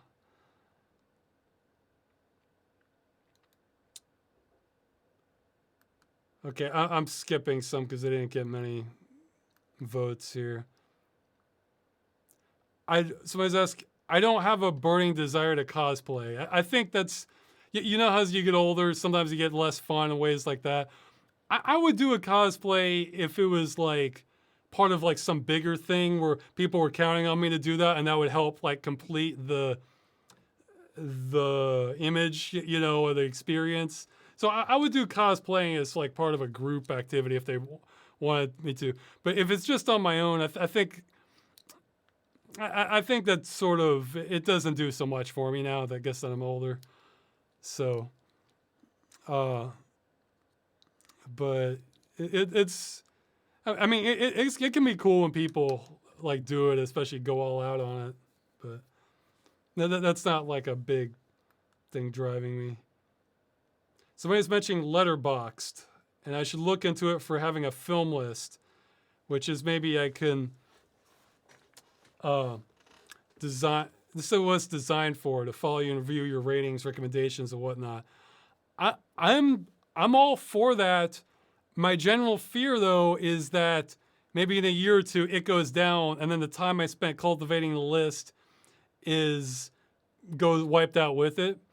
So maybe what I could do, if a volunteer wanted to help me, is I can make my list like offline, and then somebody could, help me with like if somebody who had time to kill could maybe help data entry it for me, and then we could kind of share the account, and people could see that. That way, if it goes down, I haven't lost whole bunch of my time, but then everybody can see, you know, what I've seen, where I've been movie wise, what I like, that sort of thing.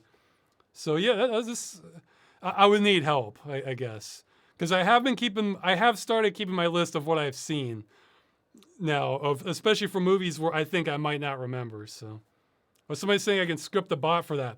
See, there you go, AI, or in this case, it might not even need AI, but a bot. So yeah, I'm not trying to waste somebody else's time. It's just that some task I don't always. Some task, if the software doesn't already exist for it, then it's just not going to happen for, you know. Okay, I checked this quick because I saw this question. Somebody's mentioning the album Disco Volante by Mr. Bungle. They're saying it's time well spent. It wasn't my thing at all. I just skimmed through it. It sounded partially like sort of ethnic music that wasn't really my thing. Parts of it sounded like the action sequences from Silent Hill. Some of it sounded just like ambient noise. It didn't seem like my thing at all. So sorry. I mean, I like melodies, and if you want to know what's been in my head lately, I've been thinking of. I guess since the last interview I did. Oh yeah, speaking of, there's going to be more interviews. I kind of dropped the ball on that because I was too busy, and the interviews are going to take a secondary priority. But since we discussed Serious Sam 4, the music from Breakfast in France level in Serious Sam 4, part of the melody that just keeps sticking with me is like dun dun dun dun dun dun dun dun dun dun dun dun dun dun, and then it comes like that's such a good little tune they have there. That could be developed into like a different song, I think, to give it even more attention. Oh yeah, that was an idea I had. Another checklist of things I'd like to have for AI for. I've listened to many soundtracks where they'll have a really cool theme going on for like 20 seconds, and then they just go back to generic stuff. I'm just thinking, man, I want a full song that like revolves around that. Well, you could have the AI say, hey, here's a segment of this music I really like. Please expand this to a full tune that sounds like it goes with that. And it could probably do a pretty good job. So that's something I've run into a lot. And there's so much potential for it. So. Okay. Okay, I'll answer this real quick. How would you describe the main thing that keeps you interested in a story? I'm not sure of it myself. Like, caring about what happens to the characters is usually a big one. Not always, though. It can be like a real interesting plot premise where I'm just fascinated as to where this is going. Or, you know, maybe it has a mystery element that I want to see concluded. Or just, you know, it's just a thrill and I'm just enjoying it. I'm not even consciously thinking about what's happening. It's just almost like it's unfolding. So I don't even know consciously. So, have you tried using a gyro on a gamepad to play a first-person shooter? I have not, but maybe that has potential. I think, you know, sort of a handheld control thing might have real potential for a first-person shooter if it was done right. I'm not saying for sure, but it's almost like I want to say. I think the highest skill ceiling might still be a mouse or a similar peripheral. However, we're talking like esports level. For less than that, handheld might be better than a mouse. Maybe. I don't know. So, okay, more questions. I'm skipping some more. Let's see. Time estimates. I generally don't quit game dungeons. Like usually, once I've started one, I make it. So I can't think of any. I can't think of any that I've quit, but maybe I scrapped some ideas I'm forgetting. Have you had a chance to listen to any music from Supergiant games? Bastion, Transistor, Pyre, Hades. I've played Bastion. I kind of gave up on Transistor. I remember the music being distinctive, but it's kind of blurry for me, so I'd have to revisit it. And I plan to play Hades. Well, a lot of people have said that one's great. So, oh yeah, I want to mention this one. Okay, yeah, they're saying, how are efforts around the UI and UX improvements coming along? Has anyone reached out to you since your video essay with an effort that made any progress? Yeah, there's been like individual small elements that I got to kind of put them all together for the follow-up. However, I'll say this right now. I can't afford to pay you much, but one of the hang-ups that I absolutely want done before I have the follow-up is I'm trying to make my own custom window blinds theme. And I'm basically just kind of ripping off existing themes from Linux. I mean, we'll give them credit for the original artist to convert it. So it basically involves taking a lot of graphics, putting it in the new software. You don't need to know any coding, and kind of saying like, okay, this one needs to be like about 32 pixels, and just kind of fitting it a little bit. And like, okay, here's our close button. When it's highlighted, here's when it's inactive. Here's a scroll bar. Here's the background for the scroll bar. And just kind of putting all those together. We have one theme that's like 90% made, but the guy helping me just kind of disappeared on me. I can pay some for this, but not a lot. Probably not what you're worth. So at the very least, I want to finish that theme and have it for everybody when I do the follow-up. But if this idea appeals to you, I'm talking about like basically fully skinning windows. Well, not fully, but all the windows, skinning the windows part of it, and the taskbar and stuff like that. So you wouldn't be starting from scratch. You'd have like a template you're kind of copying, but it's fitting it. It's time consuming. And I don't have a lot of time. Somebody's saying Ross will move to Windows 11 in 2030. Well, if Windows 12 is online only, yeah, that's possible. But yeah, if you're interested in that, my email is rosswscott@gmail.com. I was thinking if we have more interest, I just was picking the theme I could live with for like the next 10 years or something. But maybe I could have like a dark theme to go with that, and maybe like one more alternate or something like that I thought was like the best kind of all-purpose theme. So I think like early to mid 2000s Linux themes had a lot going for them. Some of them, it's just like, this is our like OS look, and you're stuck with it because it's such a pain in the ass to make a theme for Windows. So yeah, so I'm saying in Windows it could be tricky. No, you don't need to know any Windows crap at all. All you need to know is the program's called Skin Studio, and you can actually get a free trial for window blinds for like 30 days or something if you want to experiment with it. I've used Skin Studio before. It's not difficult. There's just a lot of it because there's so many little buttons and scroll bars and everything, but they make it easy for you. So yeah, in fact, I'd probably be willing to back buying a copy of Window Blinds for you, so to cover the cost of it if you're really interested in doing this. So it's I'm trying to think of what to compare it to. It's kind of like just kind of fitting a lot of little different graphics together, and maybe getting like the pixel numbers right, that sort of thing. So it's slow. It's not unpleasant. It's just there's a lot of it. It'll probably take a while. I just haven't had the time. I'll finish it myself if I have to, but I've been busy. So. Okay, more questions quick. Oh yeah, this is a good question. You wake on an alien ship.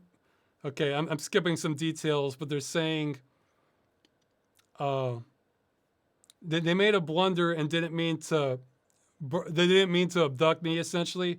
Our wormhole travel is only instantaneous one way, but since it was our mistake, we'll happily provide you with a ship to head back. You'll be in cryogenic stasis for roughly 20 years, which may affect your friends and family, but it'll be a flash for you. Alternately, you can stay here with our homeworld as an exotic sentient. You'd be well taken care of. Yeah, you'd be well taken care of. Which would you prefer? It would be a tough decision. I would need more details about the homeworld, because I mean, I'm cut off from the people I know by 20 years. That's a done deal. That's already happened. It's, as far as light travel speed and everything. Um, I mean, so I can maybe send back a message explaining what happened, and it could, land somewhere. So, I mean, if the alien world is awesome, I might consider staying there. Like, if I feel like I could have enough personal satisfaction from being in that new alien world, I might stay. But if it's just still kind of weird, I think I'd rather take my chances 20 years in the future and hope we haven't had nuclear warfare or something, like,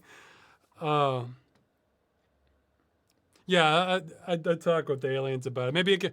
Maybe I could kind of cut my losses both ways, like they let me take like a week tour of the alien world and then I go home, or if it turns out it is just like the day after or something when I come back, then I could ask the aliens if they'd be willing to pick me up again, that sort of thing. So that's a good question. It would be a tough decision. I would need more details. So.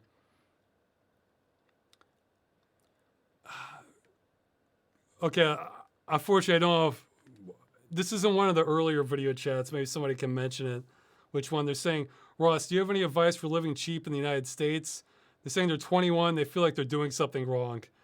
I mean, besides the obvious, like if you possibly can, try not to have a car. Rent's probably going to take up the vast majority of your income. So any way you can cut that down is going to be the big one. And there's lots of smaller stuff, but that I won't do now because of time. And plus, we had this in a previous chat. I was going to say, as far as you feeling like you're doing something wrong, look, you may not be. I mean, I just said rent's the big one. Well, if the rent keeps going up and up and up, well, what can you do? Like aside from just, well, you can check that Fellowship for Intentional Communities website, but was it YouTuber Louis Rossman said in one of his videos that he kept getting this impending feeling. He lived in New York City most of his life, I think. And he was saying in one of his videos, he kept getting this impending feeling that if you're not a millionaire, you don't belong there. Like, about just so many things were like reinforcing that. So I was getting that feeling just kind of living in the United States before I moved. I mean, obviously meeting my then girlfriend, now wife, helped speed up that process. But I was really considering moving just from cost of living, because I was thinking this doesn't feel sustainable. But it's don't assume it's you. This is, I think, most people. Look up. I don't even know what the stats are now. I think it's like 60%, 2/3 of people in the U.S. can't afford a $400 emergency without going into debt. That does not sound like stability. I mean, so no, it's not just you. And yeah, it's sounding kind of scary. Sorry. Okay, I'll just end on this note. What I've found is many problems do have solutions, but they might get really weird and unconventional. So, like that's what I'll end it on. So you end that aspect on.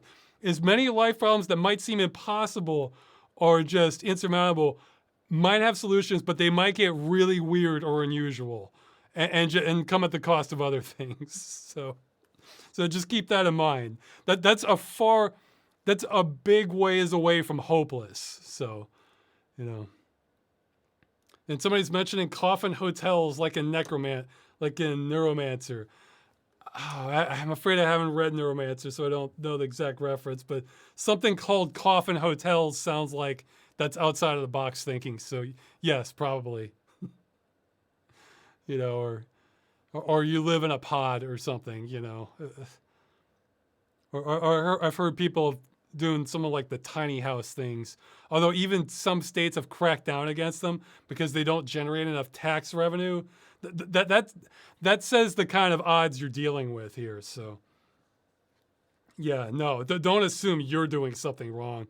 In fact, I'm kind of amazed so many people think that from what I've seen, because just look at math. Just look at math to think if like, oh no, the problem's me. Well, if the average wage is this or the minimum wage is this, and this is what you're able to get, and then these are what the expenses are, then that sounds like it's rigged against you. I mean, that's kind of the interpretation I kind of took my whole life. It's like, this doesn't add up, you know? It's like you have to be quite fortunate and lucky for this to make sense. So, somebody's saying American is all about personal responsibility, even when it's not your fault.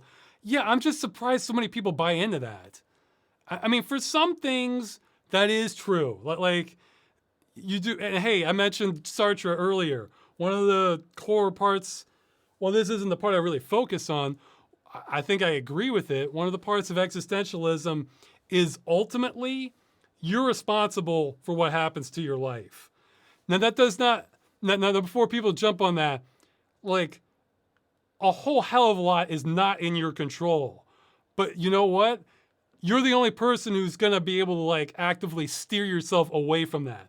You can have, so I'm not trying to say that's an excuse. I'm not trying to like excuse away bad luck, because like, you know, if you're, let's say you're wrongfully accused of a crime and you go to prison. That's about as stacked a deck against you as it gets, or no, actually it gets worse. But that's something, so yeah, claiming that, oh, you're responsible for that. No, of course not. However, you have some control over what your attitude on that of where you go from there is. So you can, so if the prison is a manageable sentence, maybe you can decide like what you're gonna do when you get out.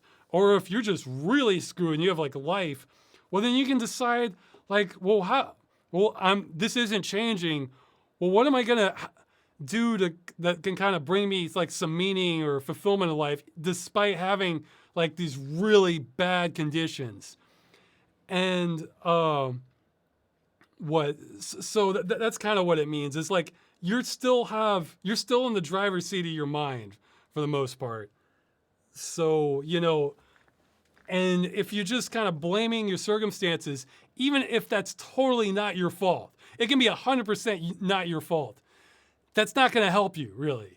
It's just like you kind of have to accept what's reality, in my opinion. So yeah, I am 100% against like victim blaming and shaming of people like having a hard time. Now that said, there are some people, because some people just can't hack it. They just can't hack like how hard things get.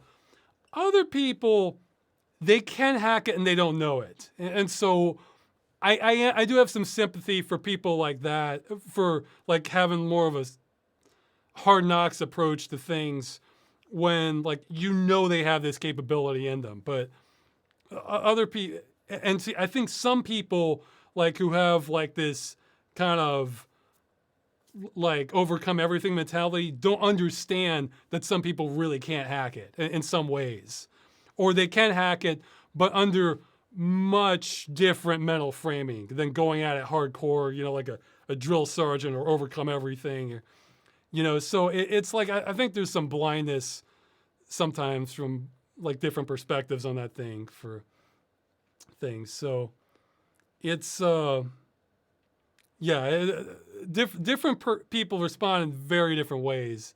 Some people don't know their own potential. Other people are already at their maximum potential, even if it doesn't look like it to others. So, yeah. Okay, that kind of got off course, but yeah. Okay, skipping some more questions. Do I believe in the concept of synchronicities? Have you experienced anything close to it lately? Not really. I mean, my general interpretation of things is everything is chaos and luck. But, I mean, I could be proven. I'm not like a firm believer in that. It's just that the world seems much more explainable going by that. Like, and I feel like I have much better perspective on what to expect going by that. Chaos and luck for things. I have a lot less surprises that way. So I was asking what I think of the Painkiller series of games. I've played the first 3, I think. I think they're great. I've heard they got worse in the later ones. I'm not sure if I've played the third one. I played the first. Okay, well, yeah, I played Painkiller, the expansion, and the next sequel after that. I'm not sure if I've gotten to the others. And I heard they got worse. So.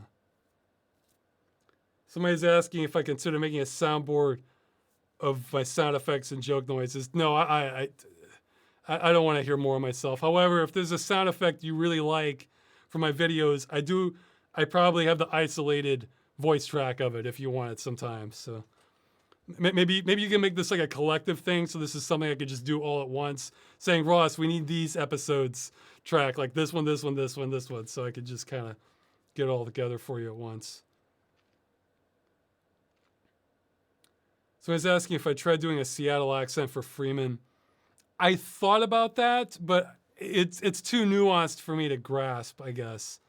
So I just kind of fell into my default. Like some accents are way more distinctive, like, you know, like New Jersey or, you know, Deep South or like country. Or especially like different nationalities, like Mexican ones, or Seattle for an English speaker, it's more subtle to me. Or like what Canadian / upper Midwest, you know, like the kind of Fargo accent. Oh yeah, like like that kind of accent. Seattle it's more nuanced. Or you sense California, brah. Actually, California, there's a few. California, yeah, like Valley Girl is distinctive, but other parts of California a little more.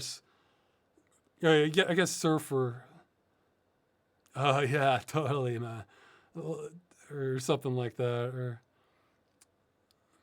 Yeah, I don't know, it varies, but I thought of it, but I just thought I didn't have the chops to pull it off, or it would have taken me a lot more research, but.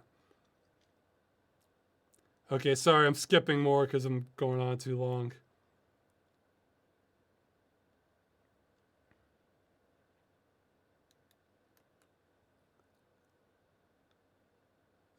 Yeah, these aren't bad questions. They just need more votes. So try to get more people to get some more votes on them next time, or sometimes submitting them earlier gets more votes.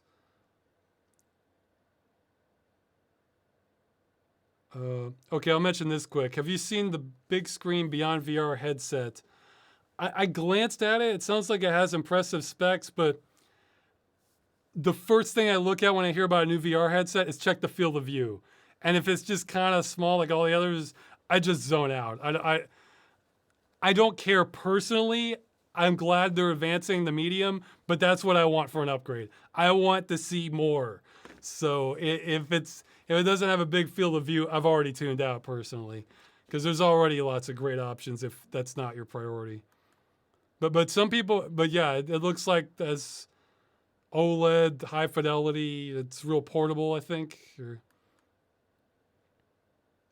So he's asking if I was familiar with the project ExoDOS, an effort to pack all the DOS games in easy to install and easy to play form. I mean, great. I guess they better know what they're doing for not getting shut down by lawyers who want to cease and desist them. But it's also, I'm skeptical. I bet I almost take that as a challenge. Like, oh, all DOS games, huh? I wonder if I can find. I wonder how many I can find just off the top of my head that they don't have. So, because I bet I could find some. Plus, that's got to be a gargantuan. Because, you know, DOS, they had video games on CD, so that added up. Okay. This was a real broad question about storytelling in games. This would need more votes. Thoughts of growing usage of AI-generated content? Do you think that's something that will become prevalent and widespread as the technology gets better? I hope so, in a good way, you know. I mean, we're probably seeing like the worst of it now. You know, it's like as the technology gets better, we'll probably get more refined.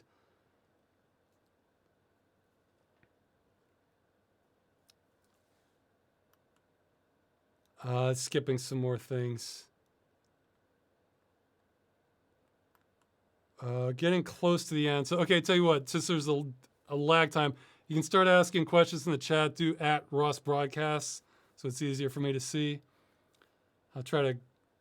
Yeah, sorry I always run so late on these. Have you read any really good nonfiction books? Not really good ones that kind of like thinking, oh, everybody should read this. But so he's asking how to pronounce the word melee. I think it's melee. You know, like melee combat. Is it a French word? I'm not sure.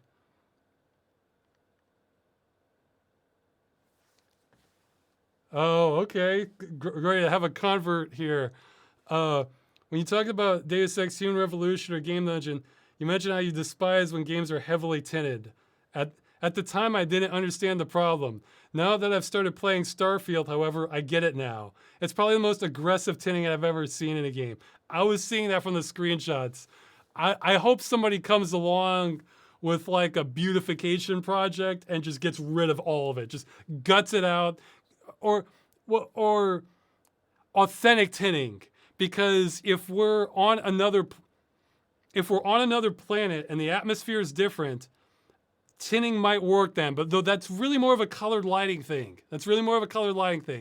But I'll accept authentic tinting. You know, but because it's literally a different frigging atmosphere. You know, but again, that's colored lighting. That's not tinting to do it right. Okay, so I'm glad I'm not the only one. Oh, they included photo examples. Let me put it in the chat. Oh, well, that's actually not. Okay, well, I have mixed feelings about these before and afters because it's almost like a attempted effort, but yeah, this one, it's less than ideal. It's in the Reddit thread at the bottom if you want to see it. Okay, I'll answer the live chest now. As an Outrun fan, you need to hear Exclusive Coupe by Myron. Okay. Here, I'll make a note of it in my random list of things. So I'll eventually hear it. Do you have a spirit animal or a favorite animal? Not an actual animal, but I drew a blank. You guys should ask me this next time. I remember thinking there was somebody who felt like my spirit animal, but then I forgot who it was. So, and it'll probably come back to me. But favorite animal, though, I guess not really. I mean, it would probably be a mammal or a bird, I guess, if it was. I mean, let's see. I mean, it's extinct, but I think ground sloths are kind of neat. So maybe bears are kind of similar to that. I don't know. Let's see. Will you keep doing this until you're 80? And will you go for the crazy old wizard look? I mean, I think seems like the obvious what? The obvious path for my looks. For 80, I have no idea. I mean, I'll put it like this. I'll keep doing this if I'm accepting money, unless it's just like a health thing or just my brain's frazzled, in which case I might lower the frequency. But I mean, I figure I owe you guys that at the very least, you know.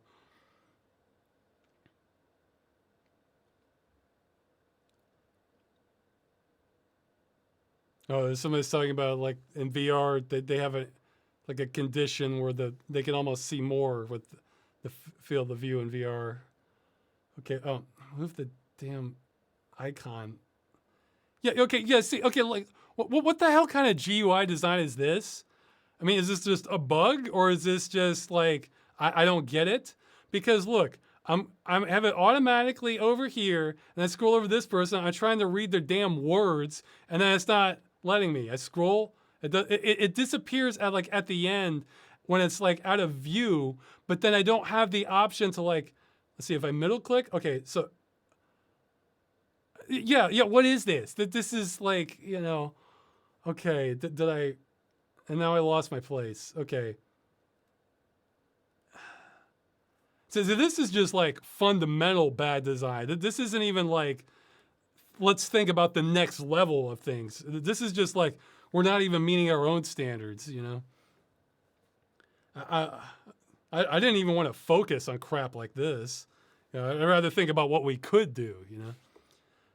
Would you rather have one full-size clone or 4 clones each quarter of your size? I think each quarter of my size, because like most of what I would want, let's say even if I wake up and I'm the short one, because I would still have just as much respect for original me, but like most of what I would want help for would be kind of like mental work, and a short version of me could do that just as well as a full-sized one. So, and it would also like decide disputes about things that are like important to both of us. Like I would understand that like normal sized Ross would kind of be the natural inheritant, if that's a word, I might be mixing, uh, heir of certain things that like, okay, that's normal sized Ross. It makes more sense for them to have this, but for other things, it would kind of split up around. So yeah, I think I wouldn't want more than 4 though. I think 4 would be plenty. Like it'd be hard to coordinate after that. Like 4 would be 4. I think would be all I'd need. Maybe more than that. I mean, maybe that's too much. How do you feel about retro handhelds? Like, for example, if the Mayo, which is like at $60, and can play anything from Game Boy to PlayStation 1, I think it's very convenient. I mean, yeah, if it, well, and also I think old games, even old console games that weren't handhelds at the time, are great for handheld because those use less power, plus the big kind of pixel art kind of works better for small screens, I think. So, what music sticks around the most in your mind? What emotions did it leave behind in you that you can still recall? Oh, well, it can really vary. Just like real strong moods. Like, okay, well, like I mentioned that Serious Sam thing. That mood gives me imagery of just like kind of adventure and positive, but like a kind of a sense of wonder and just like this isn't only just like okay, have you ever seen a scene in a movie where it's like you can tell the hero is like on the upswing of things, and it's like we're on like a like thing like there's a big threat, but like the hero has this in a sense that it's like we're not only working our way towards like defeating the conflict, but like we've got this. Like it's like, oh yeah, this is gonna get really good now, and like it kind of gives me that feeling of it. But that was just one song. Like music can give me like such a big range of emotions. But that's when, or actually, I was thinking the other day because I was catching up some on watching 24, the show, and it made me remember one of the themes I like. It's called Up and Down Stairs. It's like dun, dun, dun, dun, dun, dun, dun, dun, dun, dun, dun, dun, dun, dun, dun. And that's one of those where it just kind of builds too with the energy, and you hear that, and it's it just keeps building and building, and it's just like it's just addictive. I don't know, so I don't know. It goes all over the place. So okay.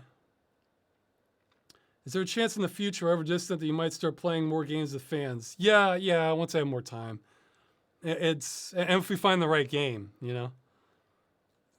Like if you really think you have contenders that'll be good for like lots of people joining, you can let me know. For phrasing it as I don't even know what was the demand, so no problem. So I'm saying sorry for phrasing that as a demand.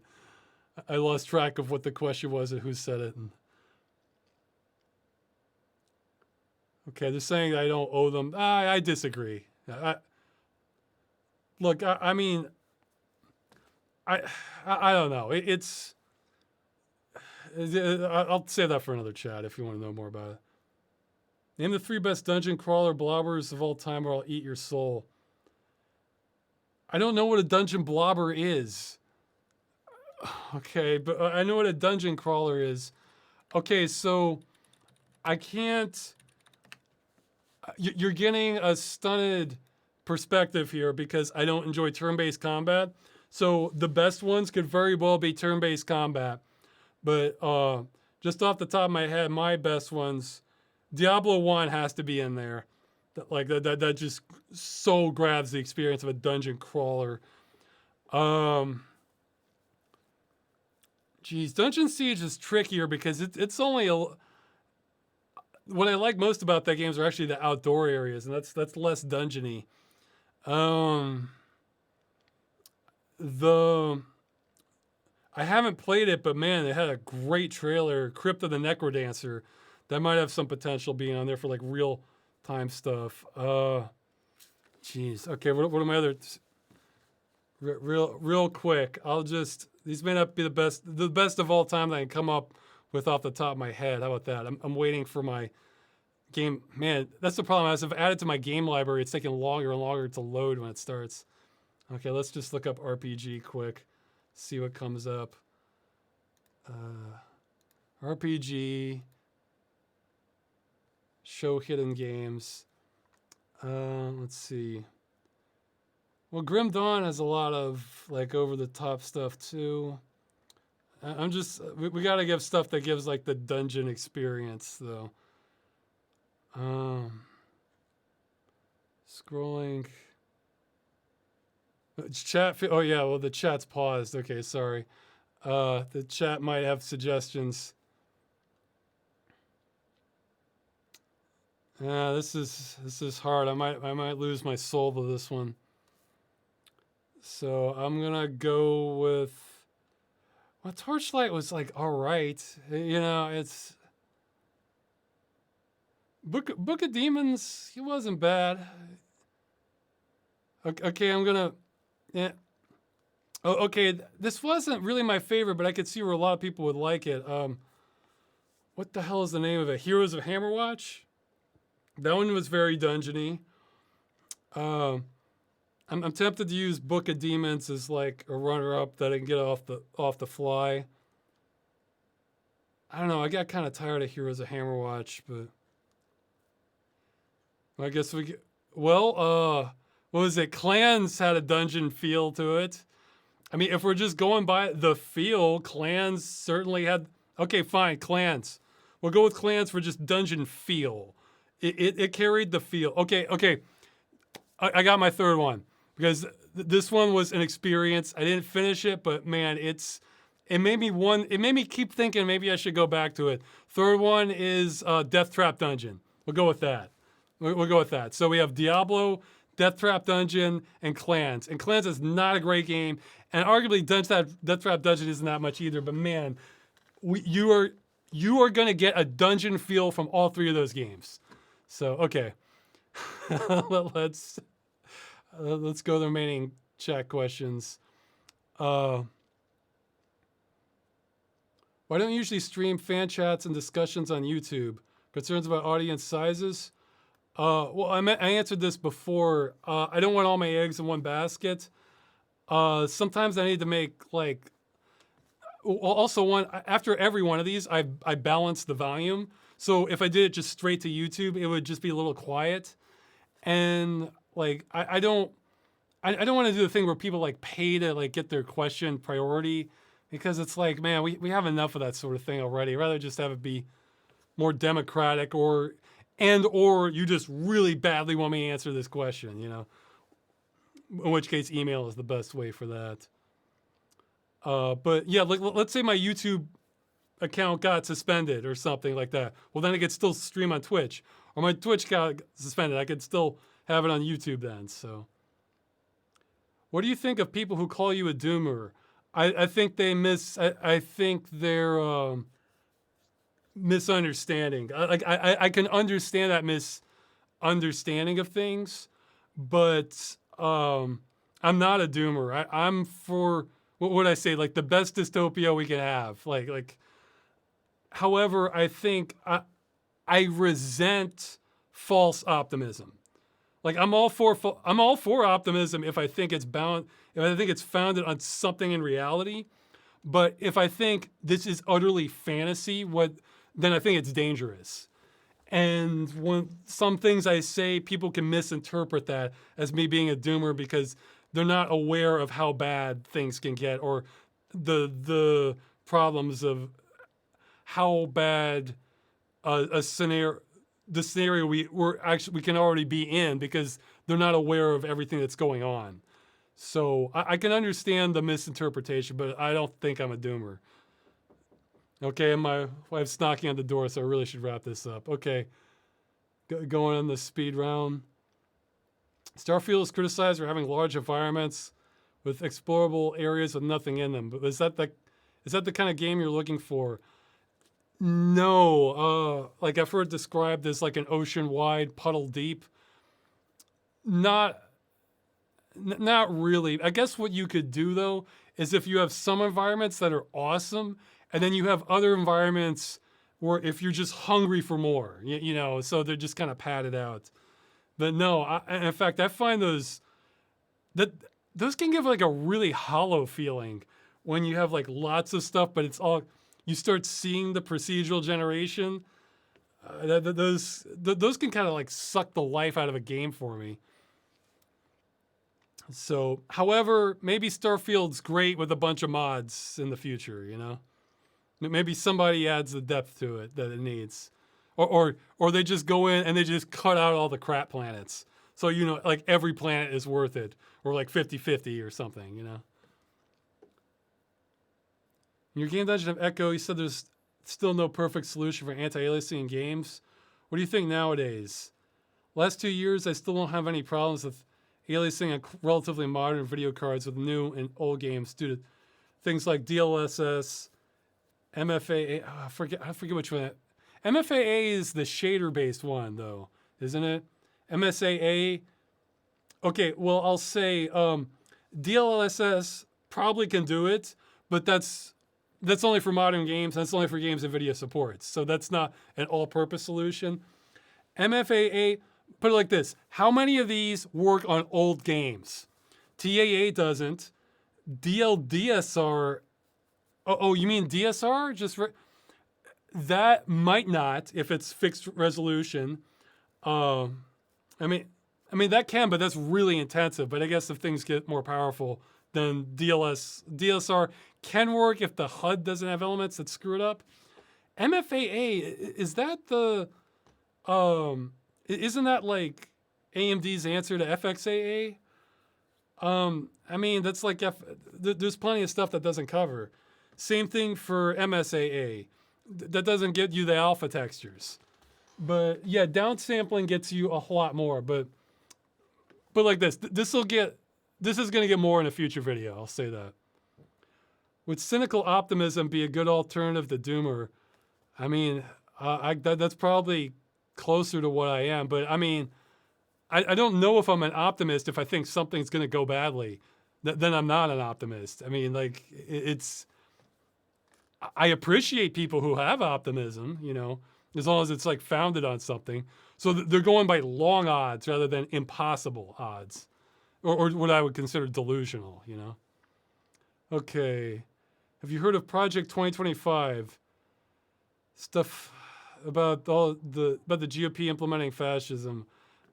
I'll just say that don't limit it to just the GOP. That's a narrow view. That's a narrow view. I don't want to get into a bunch of politics, but like that's just one avenue. Okay. I have not heard of Project 2025. Somebody's saying it's being a realist. See, I feel like realism is always a bit pretentious because if you say you're a realist and then you're missing details and you just flat out have something wrong, which I've heard many people who say they're realists do, then it's just kind of like, you're full of yourself is what I think with the realists. So, let's see. Yeah, it's. Oh yeah, Master Cookie's saying you can't play Starfield because you need the latest Windows update. I'm genuinely curious to test that, actually. Somebody feel free to do that. If you have an older build of Windows, can you run Starfield on it? Or will it make you? So, okay, I better end it there. It's been going on way too, oh my God, it's almost 4 hours. Okay, see you. Bye.